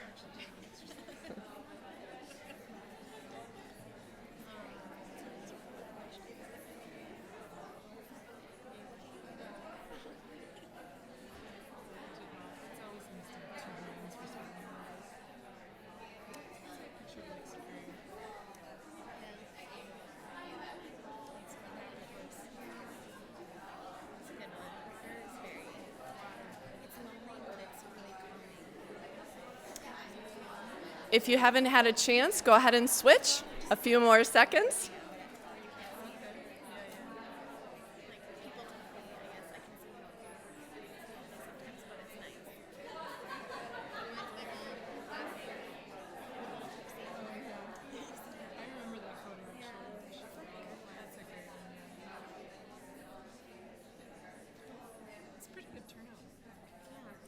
Okay, let's come back. I observed in this room, and I'm sure across the state there were similar experiences, most of you were able to come up with something relatively quickly. Is that true? Those of you in this room, how many of you had a picture that had anything to do with family or someone you care about? Okay, I would say that would be the majority, well over the majority. In the earlier presentation, you heard a lot of interesting ways in which people are able to express themselves. What did you hear about? You heard about poetry. You heard probably about some journaling, some photography, drawing. We use art in a lot of different ways if we let ourselves and if we give ourselves the opportunity. And truly, these artistic expressions are meaningful to us. Many of us seek these out as cultural kind of pastimes or things to do with some of our free time.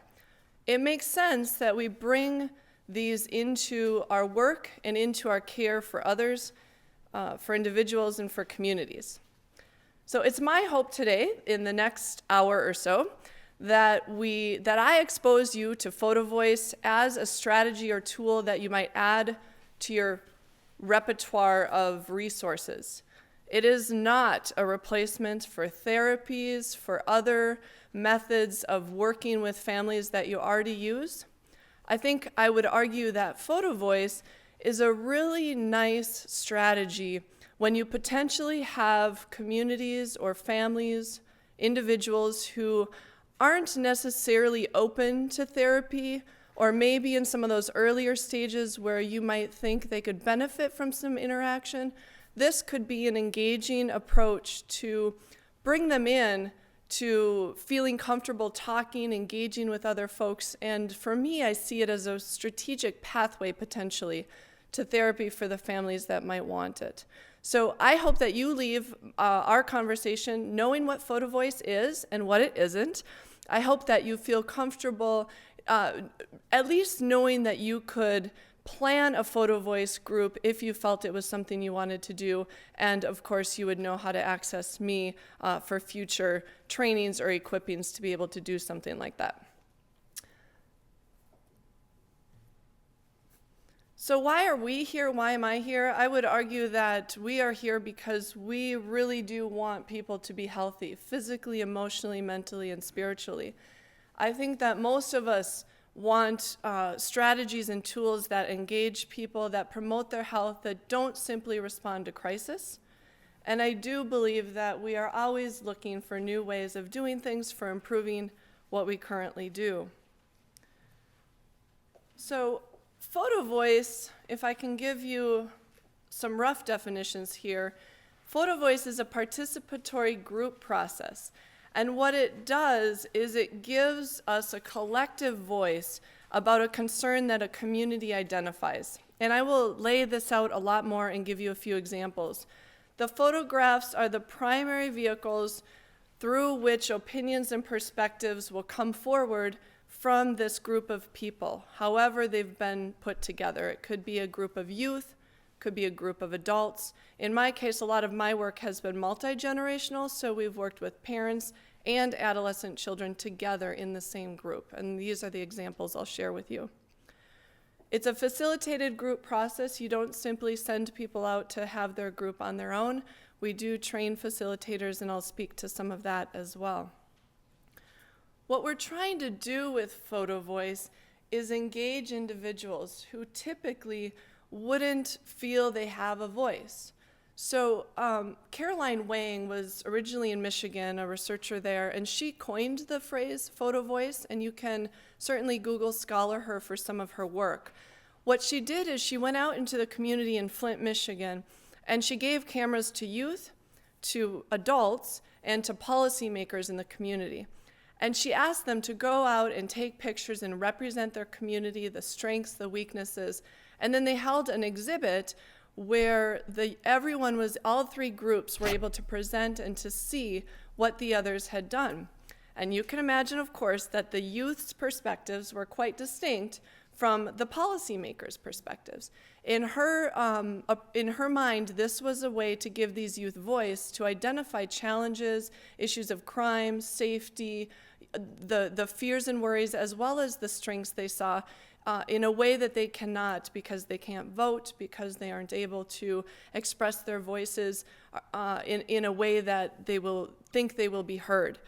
And we see this certainly with many of our immigrant communities, and you will see this with a lot of different communities and populations. Think about the ones you work with. Do they feel they have a voice?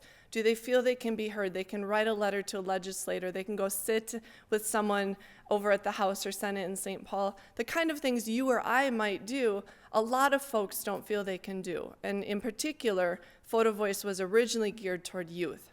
If you Google it online, go to YouTube, you will see a lot of youth posting Photo Voice projects. Why? Because they can express themselves, they can show these pictures, and really get an opinion across. Let me clarify one thing about Photo Voice. When Caroline Wang originated this, it was her idea that these photos collectively with the voices of the people who took them, would yield an opinion or a recommendation for change. So this is distinct from photo narrative or photo documentary, where you take a nice picture and you tell what it means, but you don't have a recommendation necessarily attached to it. With photo voice, if you write a grant and you pitch a photo voice strategy as your approach to take, you really want to indicate how the result of that photo voice project is going to inform a change. It can be a policy change, it can be at the very local level, it could be a change within the family. If you think about family rules, family dynamics, it doesn't have to be national policy, but you wanna, when you think photo voice, you wanna think change. If you do a lit review, you will find a lot of articles describing the use of photo voice, and it's inaccurate because what it really is photo narrative or photo documentary. So I hope that at the very minimum you leave recognizing that photo voice really needs to have an action component to it. And this really stems from the underpinnings of the work of Paulo Freire in Brazil, of the work of certainly the feminist movement, and giving voice to the oppressed. Voice not for the sake of simply voice, but voice for the sake of change, okay?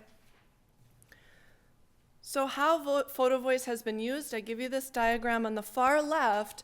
It has been used at the individual level. I have had public health nurses say that they use a photo-like approach to intervene with a new teen mom with her baby, and she'll ask between visits, the nurse will ask the mother to take pictures with her cell phone. And then when the nurse comes back, they'll review those pictures. And they'll see if there are pictures of the mom engaging with the baby or showing the baby playing, or is the baby in a car seat all day long. That kind of approach at the individual level could inform a policy change or practice change. It's at the individual level though. On the far right, at the policymaker level, this in core photo voice kind of principles and underpinning knowledge, this would be the optimizing area for photo voice. Now you can do it along the continuum, and we do all the time. Folks do needs assessments using cameras or video, that kind of a thing. These are all within the spectrum of what photo voice is. You will maximize the potential if you think about how to reach policymakers. And again, define that loosely. It doesn't have to be an actual state level policymaker. It could be school board. It could be community leaders. You're just thinking with the group and helping them see how they can raise an issue along with solutions of some kind. I offer a distinguishment here between photo voice and focus group. For most of you who would be practitioners, photo voice is very similar to other kind of therapy group formats, and for you that would not be unfamiliar. But for the scientists or the researchers in the room, photo voice groups are not focus groups. And I like to make this distinction because you will find in the literature folks who are describing what they think are photo voice groups, but really they're focus groups where they've thrown some pictures in. And that's not photo voice again. So I offer a distinction you can refer to in the future. What I want to do now is take you through some of the logistics of a photo voice group. And typically, if I were training you on how to actually do this, we'd have a half a day or so. But I want to give you the whirlwind, because then in your own practice or when you leave, you might think this is possible. Let me follow up. So some of the questions you would talk through for yourself are similar to what you would do with any other group. Who are you pulling together as a group, and why would you be doing that? I might have a community member come to me, for example, in Wisconsin, the GLITC, I forget what it stands for now, but it's one of the health groups that works with some of the tribal nations in Wisconsin. They came to me and asked me to help them implement a photo voice group, working with youth and their parents around alcohol use and prevention. So they did a group. It was amazing. They came to me. They had a specific purpose, and they did a fabulous job that really reached some of their tribal leaders. In another situation, I had folks in Ramsey County working with girls on probation, and they wanted to use a photo voice approach to enable the girls to express their voice about their experiences being on probation and then also returning home to neighborhoods where friends had been killed. And those girls took a unique approach. They didn't do a collective photo voice project. What they did is they individually created photo journals and then collectively had commonalities across their individual photo books. They invited probation officers, they invited judges, and they basically asked them to look through and see how they viewed their life, a day in the life sort of these girls on probation. It was very powerful. They had a clear purpose, they had a clear defined group. In terms of the equipment, I feel that this is one of our approaches that is really not resource intensive. Of course, you need facilitators and the money that would go with that. I've done photo voice groups on very slim budgets. I've also had the luxury to do larger group projects with larger budgets. So people will ask me, well, how much does it cost? Well, it depends, of course. I used to use disposable cameras. Now you, of course, have disposable digital. I tend to use actual digital cameras, and those are the incentives for participants to keep at the end of their project, and a lot of folks like that. It might become less popular over time because we all have cameras on our phones and all of that, but for right now, it maintains itself as a nice incentive. If you're an organization, you might choose to invest in the cameras and keep them and have an alternative incentive for participation or to encourage participation. There are a lot of various supplies, as with any other group, and I'll show you pictures that would point out what those kind of things are. Anything you can think of that's going to facilitate discussion about those photos, as well as creation of some sort of collective exhibit. Always we think through supportive logistics for the folks that we're serving. I won't take a lot of time to talk about the facilitators, but simply to say it really does matter who the facilitators are for these groups. I have facilitated groups that have been completely comprised of Latino, Spanish-speaking families and participants. I co-facilitated with a colleague who's a social worker. We're both white. We're both relatively bilingual. And we did a fine job, and participants loved the group. At the end, one of the comments from one of the mothers, she was in tears, and she said she did not want this group to end because this was where she got her weekly support, and she had become friends with so many of the other mothers. An effective facilitator will be able to yield really rich connections and results in any sort of group, and I think you can do that cross-culturally. That said, I feel we've had our best attendance and our best engagement when we have had facilitators that match the community. So when I've had Latina colleagues co-facilitate Latino groups with mothers and daughters, for me, even though I'm present and engaged, having them facilitate and lead, for me, has appeared to be much more effective. Or certainly equally effective, if not a bit more. And then strategically, I'll share a picture here. We have had, when we've reached out to the fathers and to the sons, it has been extremely important that we've had a male co-facilitator and particularly male young adult co-facilitators. So one of our previous groups in Bloomington School District involved Latino fathers and mothers, and then also adolescent sons. And we had some young males co-facilitate that group. We trained them and supported them. And it was a very amazing, successful group with high levels of attendance and engagement. And these teen boys who you would not think would talk much at all really took photos and talked and engaged and brought forth amazing ideas and perspectives about family and community and relationships, which was the focus of that group. The groups can vary, certainly by length and by number of sessions. I offered to you one template. Generally, we've run 8-session programs which meet weekly, and the time, of course, is dependent on when most group members can meet. For us, it's been Saturday mornings often, and it's amazing, even in the winter on a Saturday morning, in the snow, folks will show up to participate if you have that connection and that initial level of engagement. We spend quite a bit of time talking about the ethics of photo taking in the initial part of the project. And typically when we recruit people, we will have a purpose. So we might say, this is really about engaging you and your son or you and your daughter, and we want you to spend time together and have fun. Those first meetings, though, the group themselves get to decide the focus. So unless you've written a grant for obesity prevention or violence prevention, and you have a specific topic in mind, generally the group gets to drive what that topic is about. So in our case, we had a grant that was focused on the mental health of immigrant Latino youth. And it was actually a grant co-led between Mexico and the United States. And we did the the photo voice groups in Mexico in one of the sending communities, Aclacaboloya, which I always have a hard time saying. It's a very small town, maybe 3,000 people, but you will find Minnesota license plates in that town. Which is just fascinating to me. And we would refer to that as a sending community.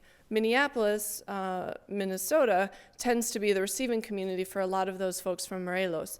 So we strategically focused on those two groups. We didn't pair family members who were in both regions, but we did conduct the focus groups in each the photo voice groups. I'm a qualitative researcher as well, saying that a lot. The photo voice groups in both places, and I'll share a few of those results. We were looking at how this migration was influencing, in both settings, the family dynamics and family relationships. And then in Minnesota, a lot of the groups chose to focus on factors that contributed to preserving culture and traditions while they're here, where the folks in Mexico often chose to focus on what was happening when people left and what was the result there for them.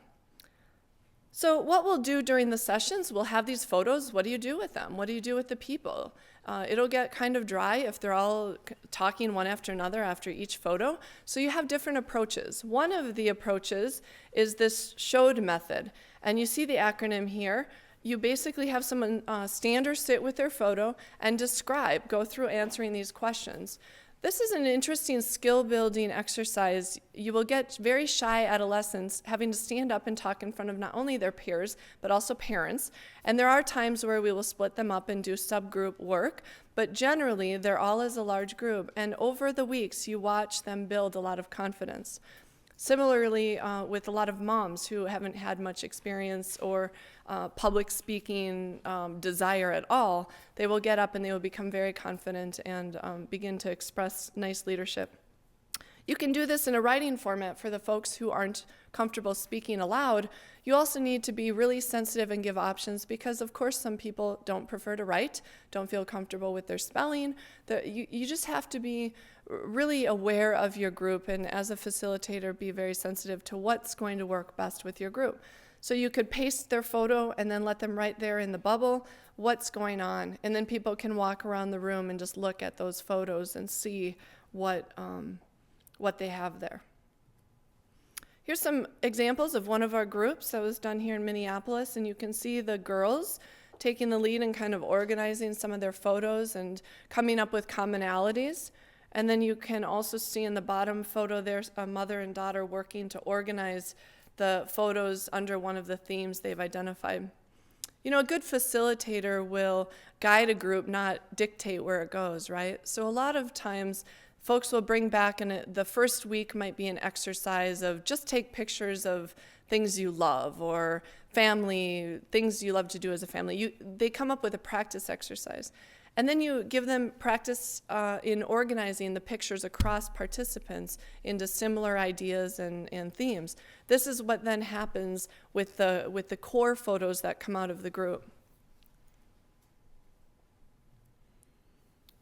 One of the things they'll also do then is create an invitation for their final exhibit. Generally, the final exhibit is public, in person. You invite people, you have food, music, whatever you want. You assist the group in identifying which decision makers they would like invited.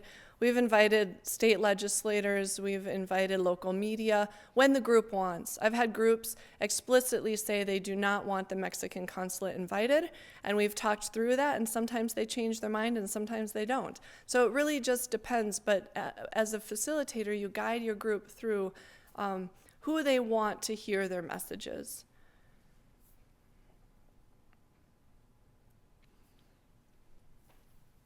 Some of the ethical issues that will come up have to do, of course, with what's on the photo, as well as how you engage with people you might want to take pictures of out in public.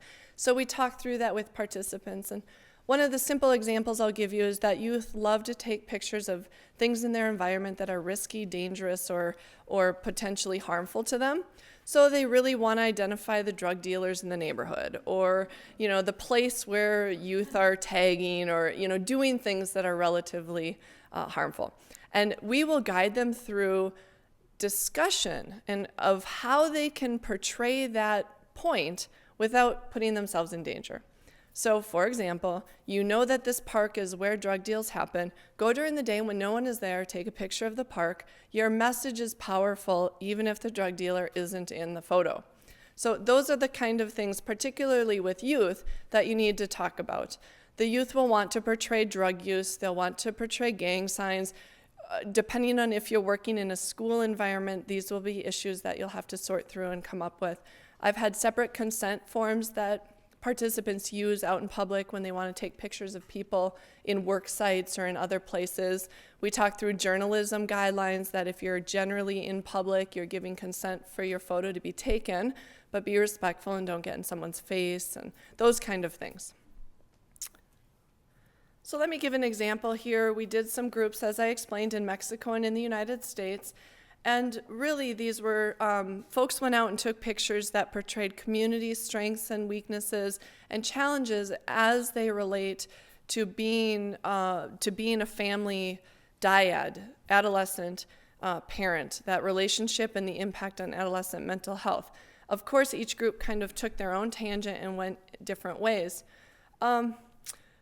I think that one of the points that was made in the earlier conversation, some of the factors or issues that come up with immigration, and most of my work has been in the Latino community. I've done a little bit with Somali colleagues and colleagues serving Hmong youth, particularly in St. Paul, the Hmong runaway youth that are seen over at St. Paul Children's. But for me, in my experience with Latino immigrant community, of course, with many of these families, you do have the separation, reunification challenges. You also, unlike those who are refugee status, will find that most Latino immigrants who have come across without a work permit or a student visa are not going to have papers, and they won't have any possibility of refugee status generally. So that undocumented status can provide a lot of strain and a lot of stress, as most of you are aware and you can imagine. We also do see a lot of shifted immigration, and by that I simply mean a dad or mom will come first, children will follow years later, and when those children are in their home country, of course they're being raised by grandparents or other family. They come into the U.S. as maybe a young adolescent, which have been the population I've worked mostly with, and now they're with a mom or dad who they've Skyped with or talked to on the phone, but they haven't been monitored by them or really disciplined by them, and now they're having to negotiate that kind of a relationship. The youth will, of course, generally learn English a lot faster, and you do get into some of the power imbalances that were discussed earlier.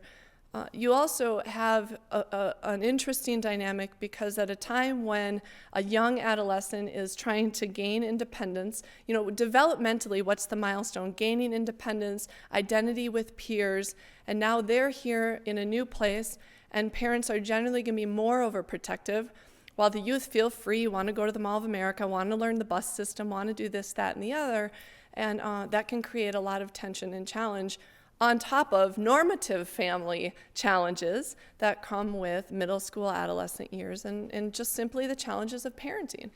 So for us, one of the goals that we were hoping to accomplish was simply giving parents and youth a time and space to get to know each other, to have fun, to listen to each other and give some of that respect. And some of them would say simply the fact that they had to go out in the same car to go take pictures, that was more time than they'd spent together all week, or the time driving to the session. This, I know, is not unfamiliar to most of you, that these kind of experiences are going to strengthen protective factors and kind of ask those assets to sort of rise up within them.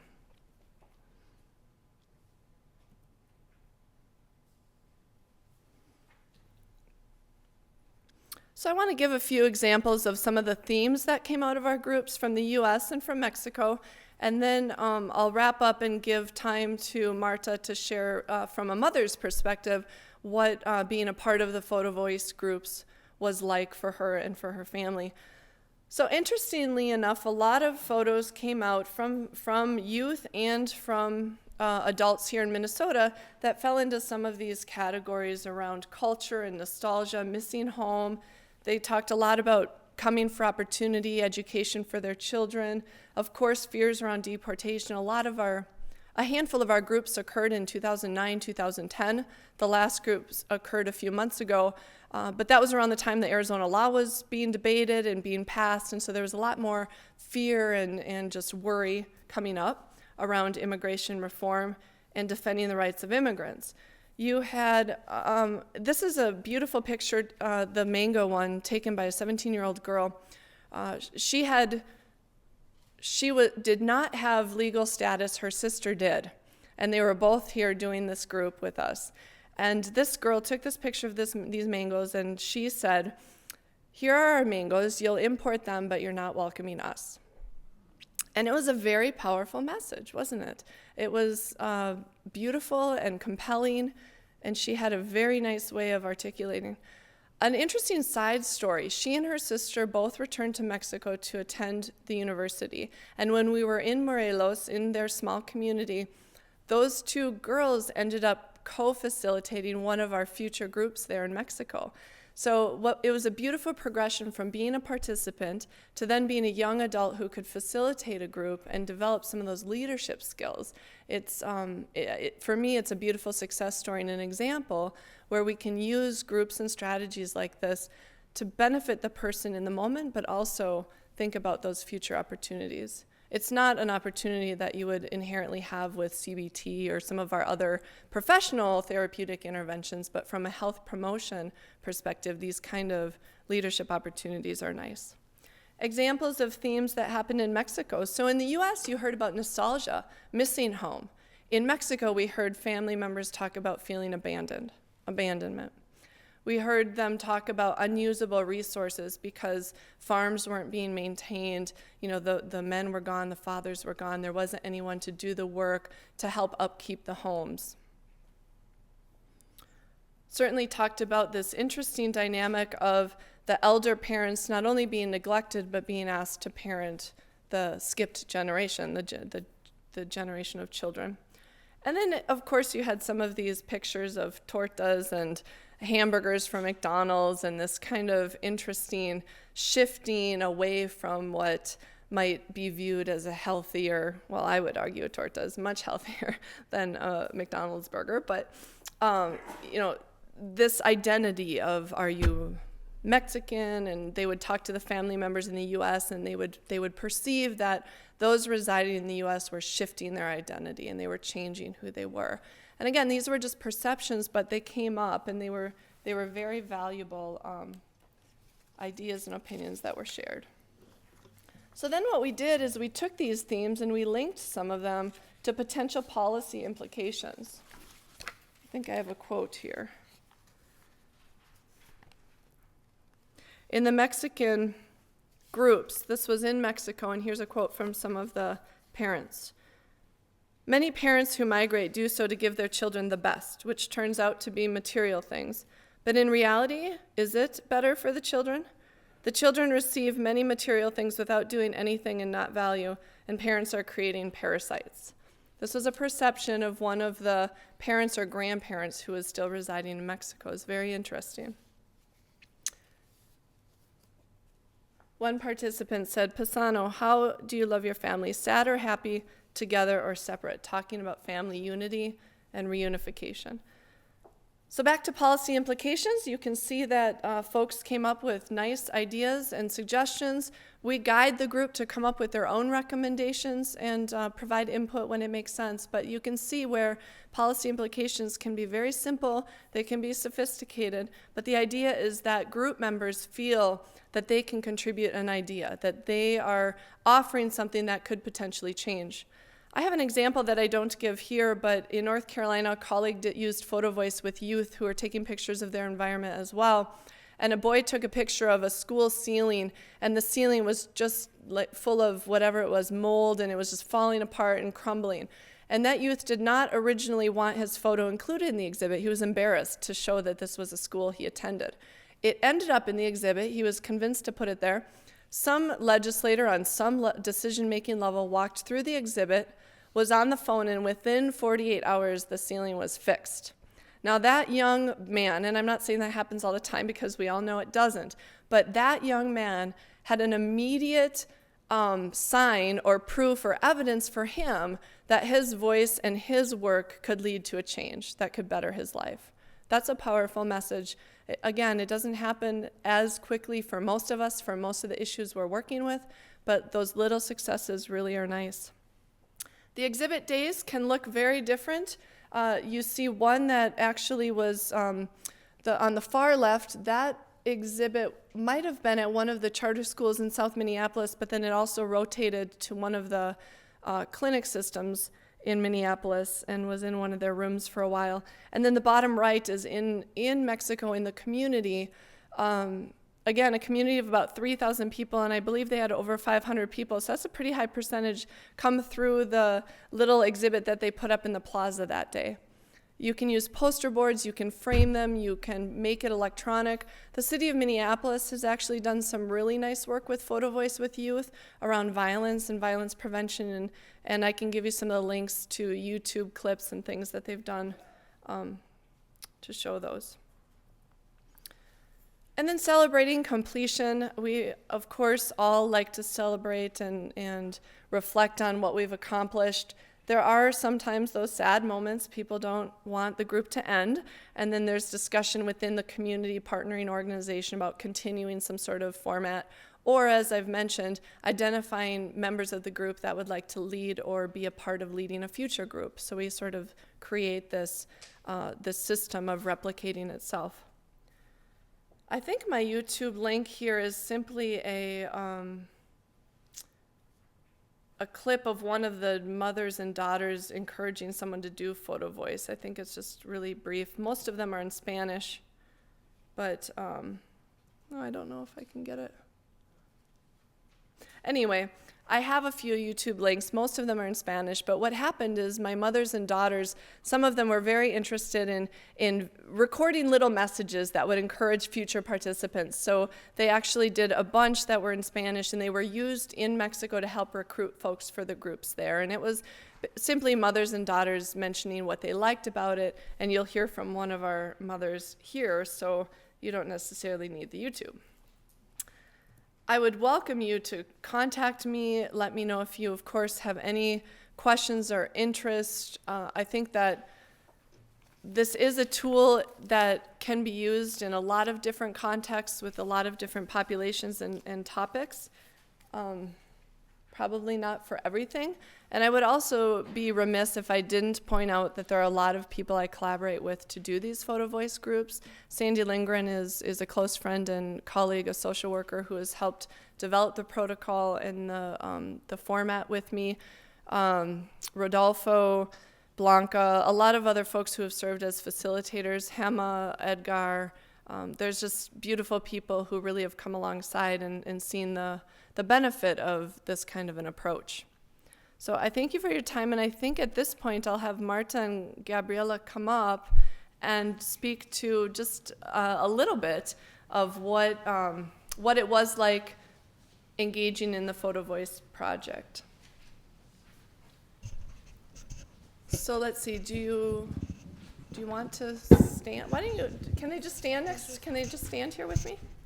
Come. Okay. Easier if we're close to each other. I agree. Okay, so so Marta will introduce herself, and I think, speak briefly. Her son was going to be here, and he's in school. Even though I wrote a note, they probably didn't think it was authentic enough.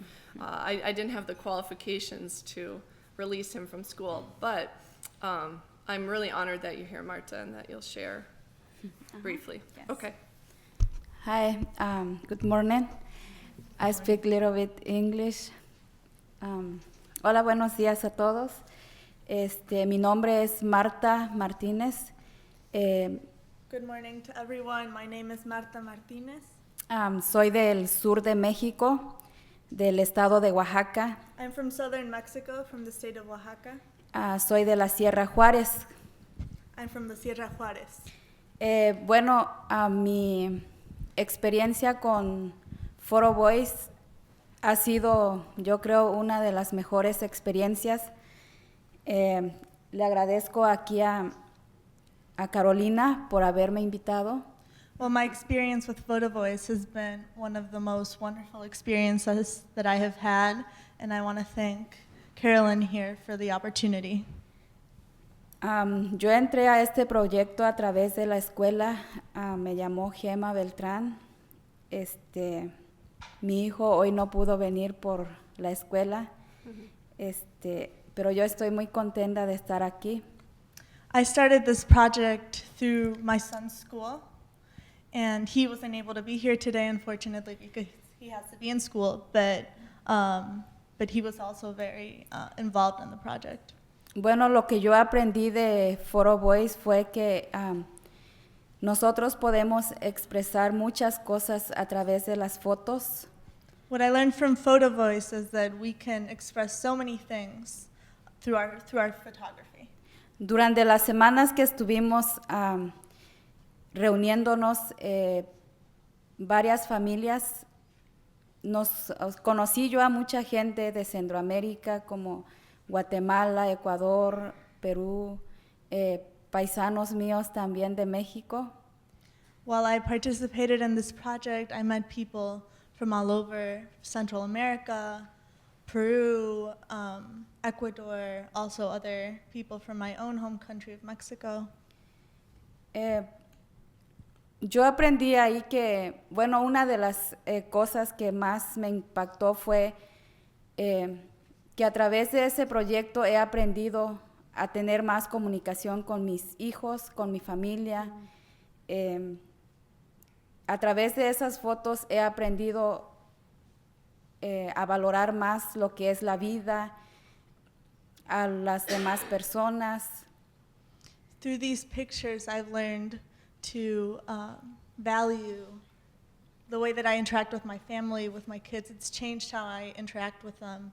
I've learned to value life and my own experiences in different ways.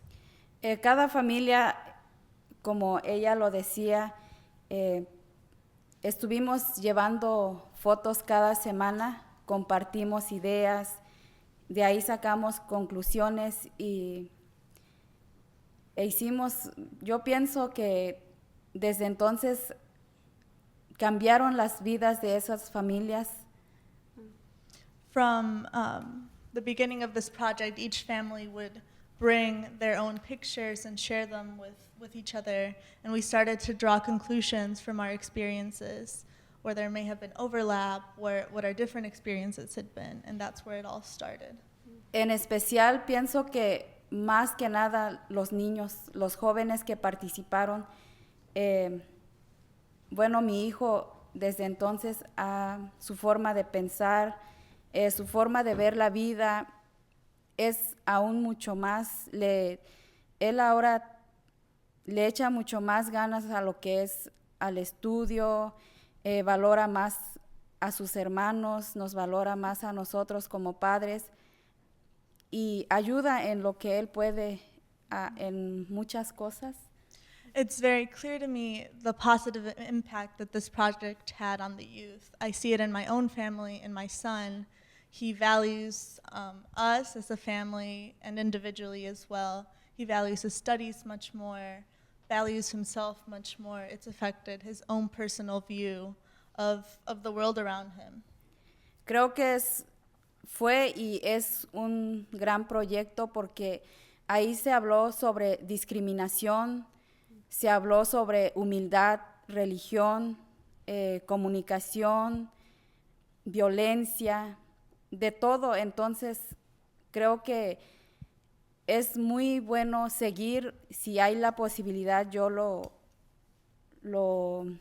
estuve diciendo eso, siempre he estado pensando en eso, de que sería bueno seguir con este proyecto.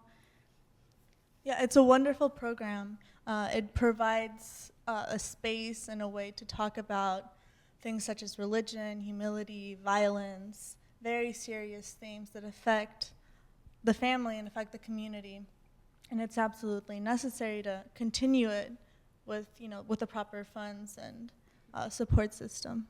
Porque hay mucha gente que aún está ajena a todo esto, y ahora yo cuando tomo una foto, luego me viene a la mente qué es lo que está transmitiendo esta fotografía, y la verdad que es algo muy interesante. Pienso que eso podría ser, pues, hacer grandes cosas, ¿verdad? Como les digo, ahora yo en mi trabajo veo una foto o platico mucho y les digo, pasa esto en la comunidad, o son muchas cosas que hay que cambiar en nuestra comunidad, como lo es la discriminación. Entonces, ¿por qué no enseñar a los jóvenes? En este proyecto estuvieron puros jovencitos, pero ojalá en un futuro haya la oportunidad de que participen niñas también. This is, let me backtrack. Perdón. Perdón, es que ya se me olvidó por dónde empezaste. No, está bien. Que esto podría ser un cambio. Yeah. She was okay. So this has affected how I personally even look at photography. Every time I see a photo, even at work, I'm thinking, what is the story behind this? And then say, there's so many issues of discrimination in our own community. How is this picture showing that? And I want to talk about that. And so this particular project provides tools for us to start having these conversations. And in my group, it was mainly young boys, but it would be wonderful to also involve young girls. Por ejemplo, en esa foto que yo tomé hace unos días, para mí significa qué tan importante debe ser transmitir a nuestros hijos, sea cual sea la religión, transmitir, saber dar gracias a Dios en todo lo que hacemos. For example, in this picture that I took a few days ago, I think about how important it is to transmit to our children spirituality, religion, whatever it may be for us individually, to be thankful to God. En esta siguiente foto, yo ahorita estoy participando en otro proyecto. Esta foto la tomé pensando en transmitir a nuestros hijos o enseñarles el respeto a las personas de la tercera edad. In this photo, and I'm participating in another project now, I thought of how important it is to transmit to our children the appreciation and respect for elders. Esta foto fue tomada el 25, el día de la Navidad. Para mí esta foto representa la comunicación, no sé, la comunicación, la confianza, la unión familiar. This photo was taken on Christmas Eve, and for me, this shows the communication and family, the community that we find solace in. Y que esos son los recuerdos que quedan para siempre en nuestras mentes. And those are the memories that we hold on to. Bueno, pues a lo mejor esa es una foto que es mía, él es mi hijo. Esta foto la tomé hace pues poco más de un mes. Para mí esa foto significa todo: amor, comunicación, unidad, humildad. el amor de un hijo hacia una madre, creo que pocas veces tenemos la oportunidad de estar así con nuestros hijos, o a veces no nos damos cuenta. This is my own picture from about a month ago. This is my son, and to me this picture is everything. It represents love, it represents the love that a child has for his mother. It represents respect. Pues muchas gracias por permitirme decir lo que quizás lo bien o no sé si estuve bien en expresarme, pero solo quiero decirle a ella que muchas gracias por la invitación y ojalá que en un futuro hayan muchos más proyectos que nos enseñen a cómo luchar y salir adelante. Yo hablo otra lengua y estoy aprendiendo inglés también. Pues muchas gracias por escucharme y yo creo es todo. I want to thank you for letting me speak here. I don't know if I was correct in everything that I said, but I came to you with my experiences. I want to thank Carolyn specifically for this opportunity, and I look forward to the next project where I might be able to continue this.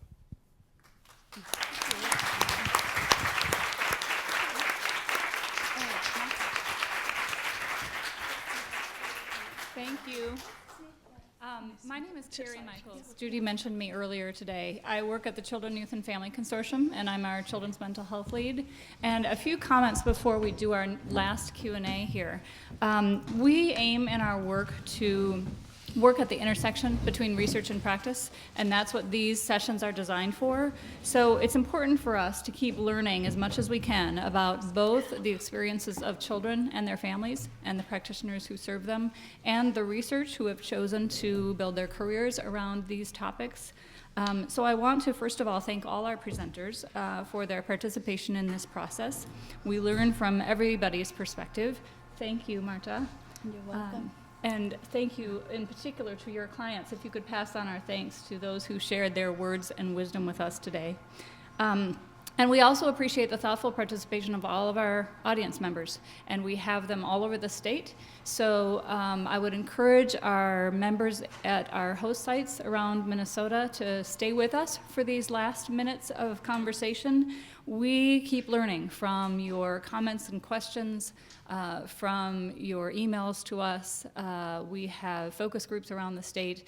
We make it our job to try to keep learning as much as we can about how things are working in communities and in families so that we can keep promoting trainings and research documents and that sort of thing that are really pertinent to your work and experiences.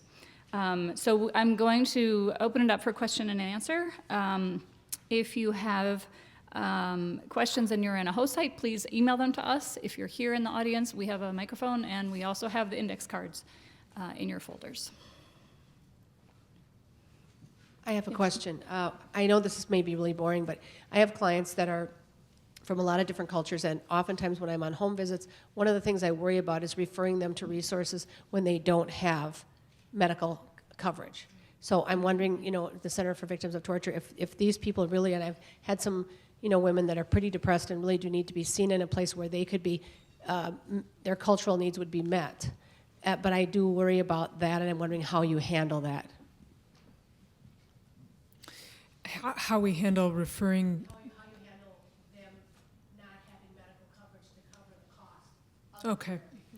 Well, we're fortunate at our center. We got some legislation passed at the state level that allows us to enroll our clients in MA. But we do have an information and referral services that is kind of an on-call system. Providers take turns responding to calls from people in the community who are trying to hook up non-CVT clients with community resources. And so that's a resource you could access with a specific question. We have many people who are not eligible for our services that we have to refer to walk-in counseling center, whom we've trained, neighborhood involvement program, other places, and definitely the barriers that you're mentioning are more or less present depending on the language and what's needed in each context. So it's probably something that's best problem solved on a case-by-case basis, and you're welcome to consult with us in that. Do you want to add anything?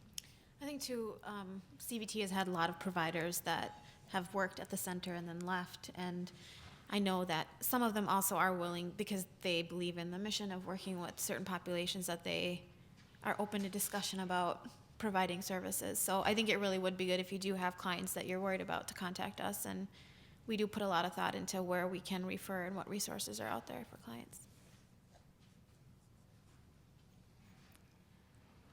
I have a question. We heard some really different things today, and I'm wondering if those of you at CVT might see some application of a project like Photo Voice with some of the people that you work with.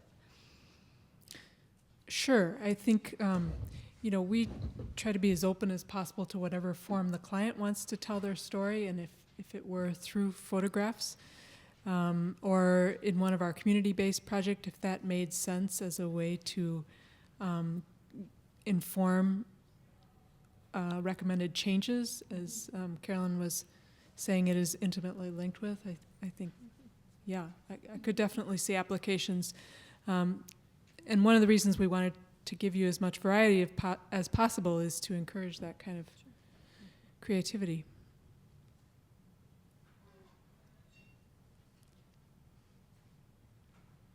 Other questions or comments? Yes.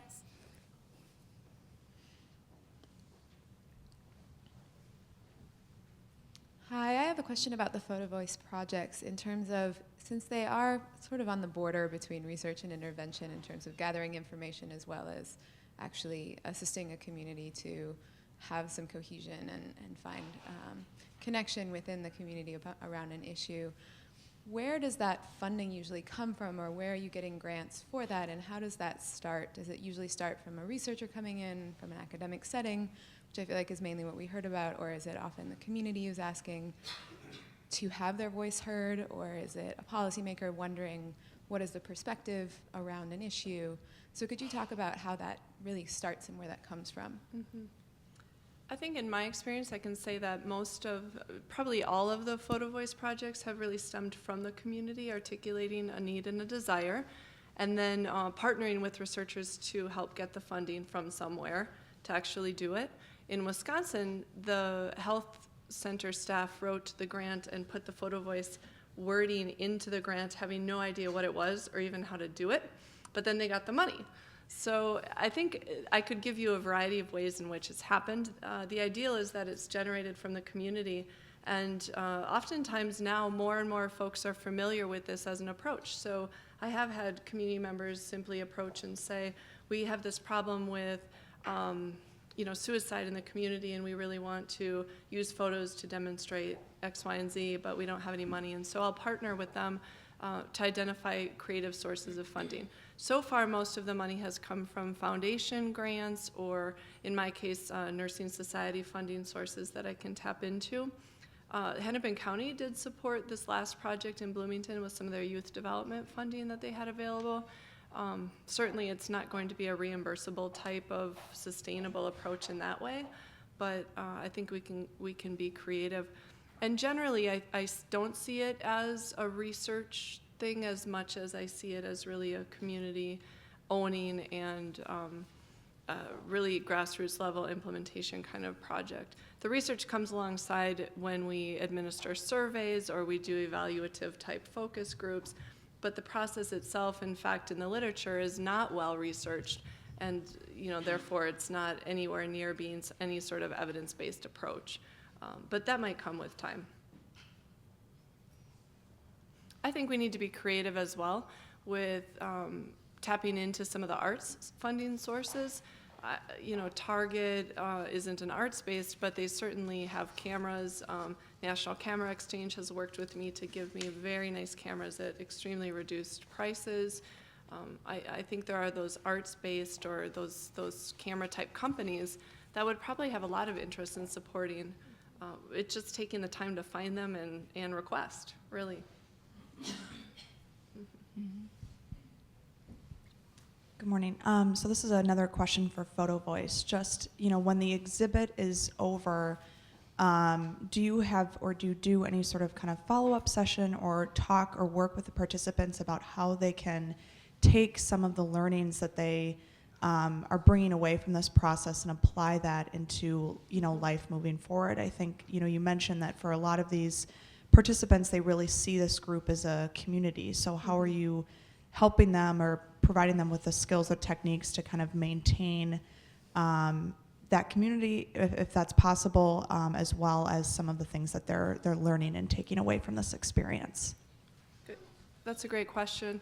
There are probably 2 or 3 strategies that we've been purposeful about to promote that sustained relationship or sustained impact. One is that facilitators are always from the community. Even in my case where I wasn't from the community, the social worker was employed at the school in which we were doing the groups. So that person maintains contact with folks when the Photo Voice group has ended. That's a key to the success, I think, and to looking forward to what can happen next. Second, we have maintained contact with participants who are interested in being future facilitators or involved in leading other initiatives in the future, and that's another way of creating a network. Third, I think when the exhibit's over, we have usually a celebration dinner with the participants afterward, and we talk through what they want to do to advance their message or to bring their exhibit to other places. So oftentimes they'll bring up ideas of bringing the exhibit to local churches. One time, in fact, the group wanted to bring the exhibit to churches that don't really have a lot of Latino families in them, but simply to educate the non-Latinos about themselves. So they come up with those ideas. In the example of the city of Minneapolis, they rotated their exhibit through libraries, I believe, and also through other public buildings. So on the level of the messaging, you want that to continue. Others have posted to a website.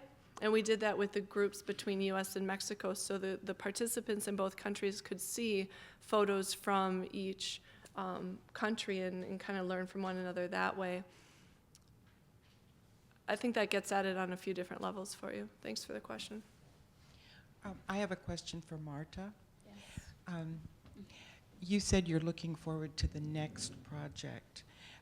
In thinking about what Carolyn just said about trying to stay connected with people who might have been in the group, what has been your experience with staying connected with people who were in your group?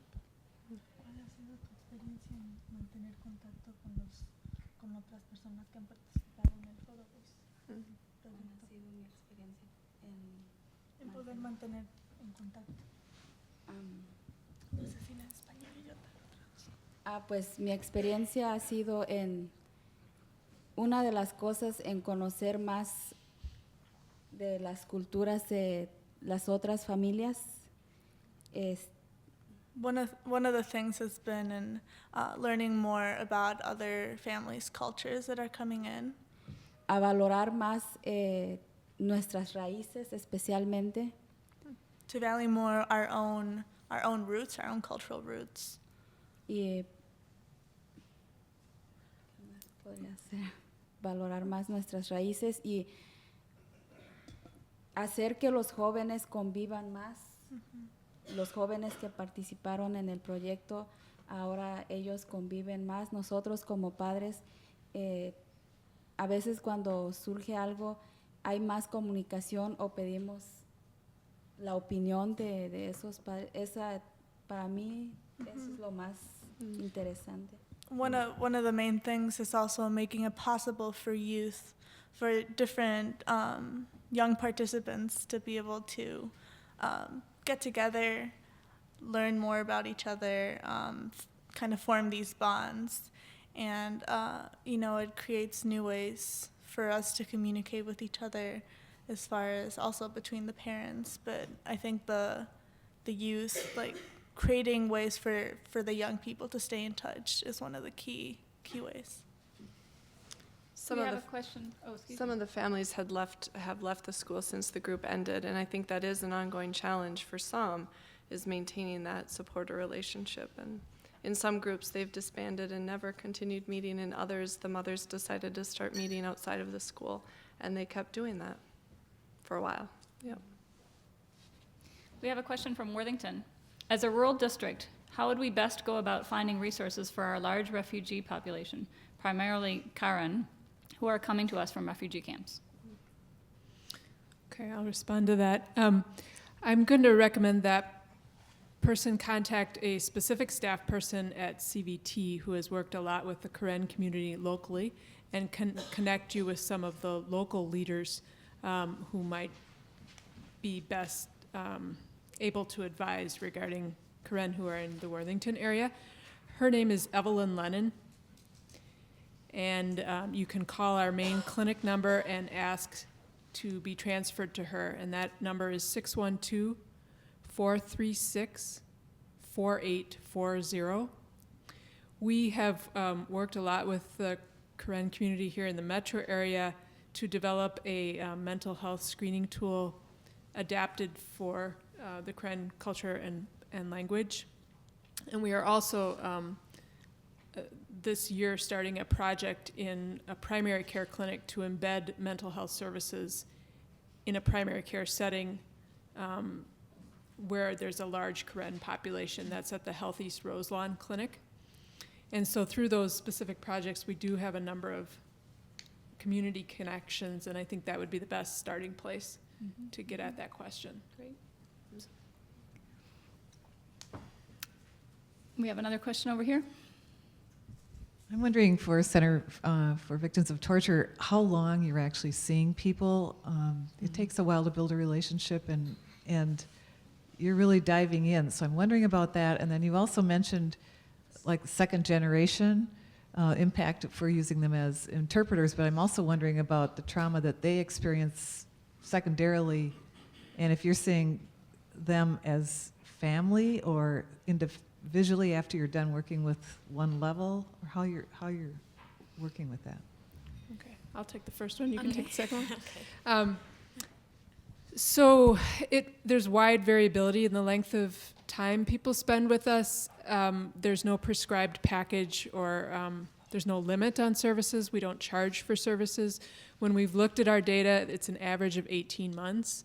But some people are with us for a short period of time, like a year, and then I've seen clients for 10 years. So there's quite a range. And as far as secondary trauma goes, I'm not sure if you're asking about secondary trauma with the interpreters or if you're asking about the children. Okay.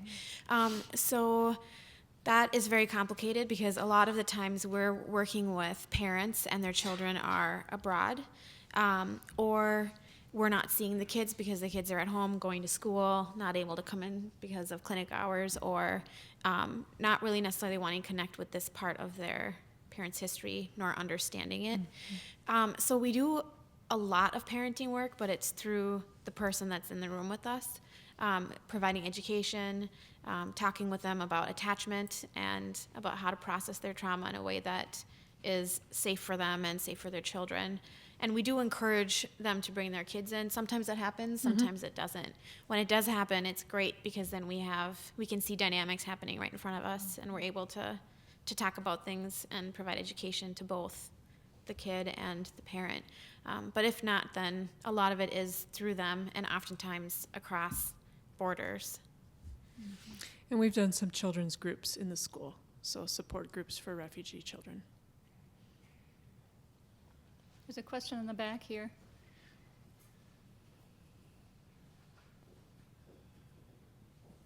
Hi. This is similar to the question about TFCBT, and I'm wondering about EMDR and whether you provide or refer, and why or why not.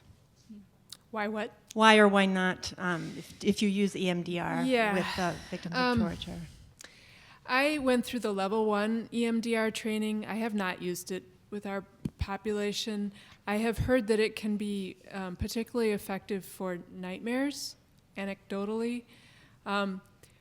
You know, I think this is kind of an individual thing, so I don't want to speak for anyone but myself in this. But for me, it's hard enough explaining therapy cross-culturally without saying, I'm going to wave my hand in front of you. And I haven't found good ways that feel authentic within my own style to do that.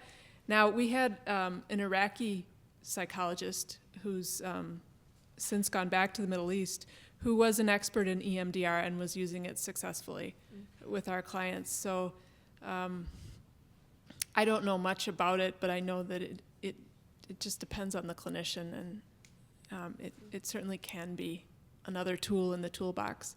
I think, you know, as eclectic as we can be, it benefits us.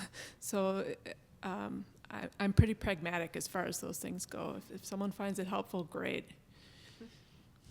I think one aspect of it is like the tapping. So like the client who sang the song was drumming, so tapping on his leg, tapping on the chair when he's singing. So I think in some organic ways there are aspects of it that do just happen, especially with the African community. A lot of our clients do drum, just it's what they do, it's in their blood. And so it's happening in some ways. Yeah, I mean, it's another exposure treatment, and I'm usually doing exposure through other ways, but that's a valid way too. Anyone else? Okay, I think we're ready to wrap up. I want to thank our presenters again and all of you. Please remember to complete your evaluation forms. You will find CEU certificates outside the door, and we look forward to seeing you at our next event.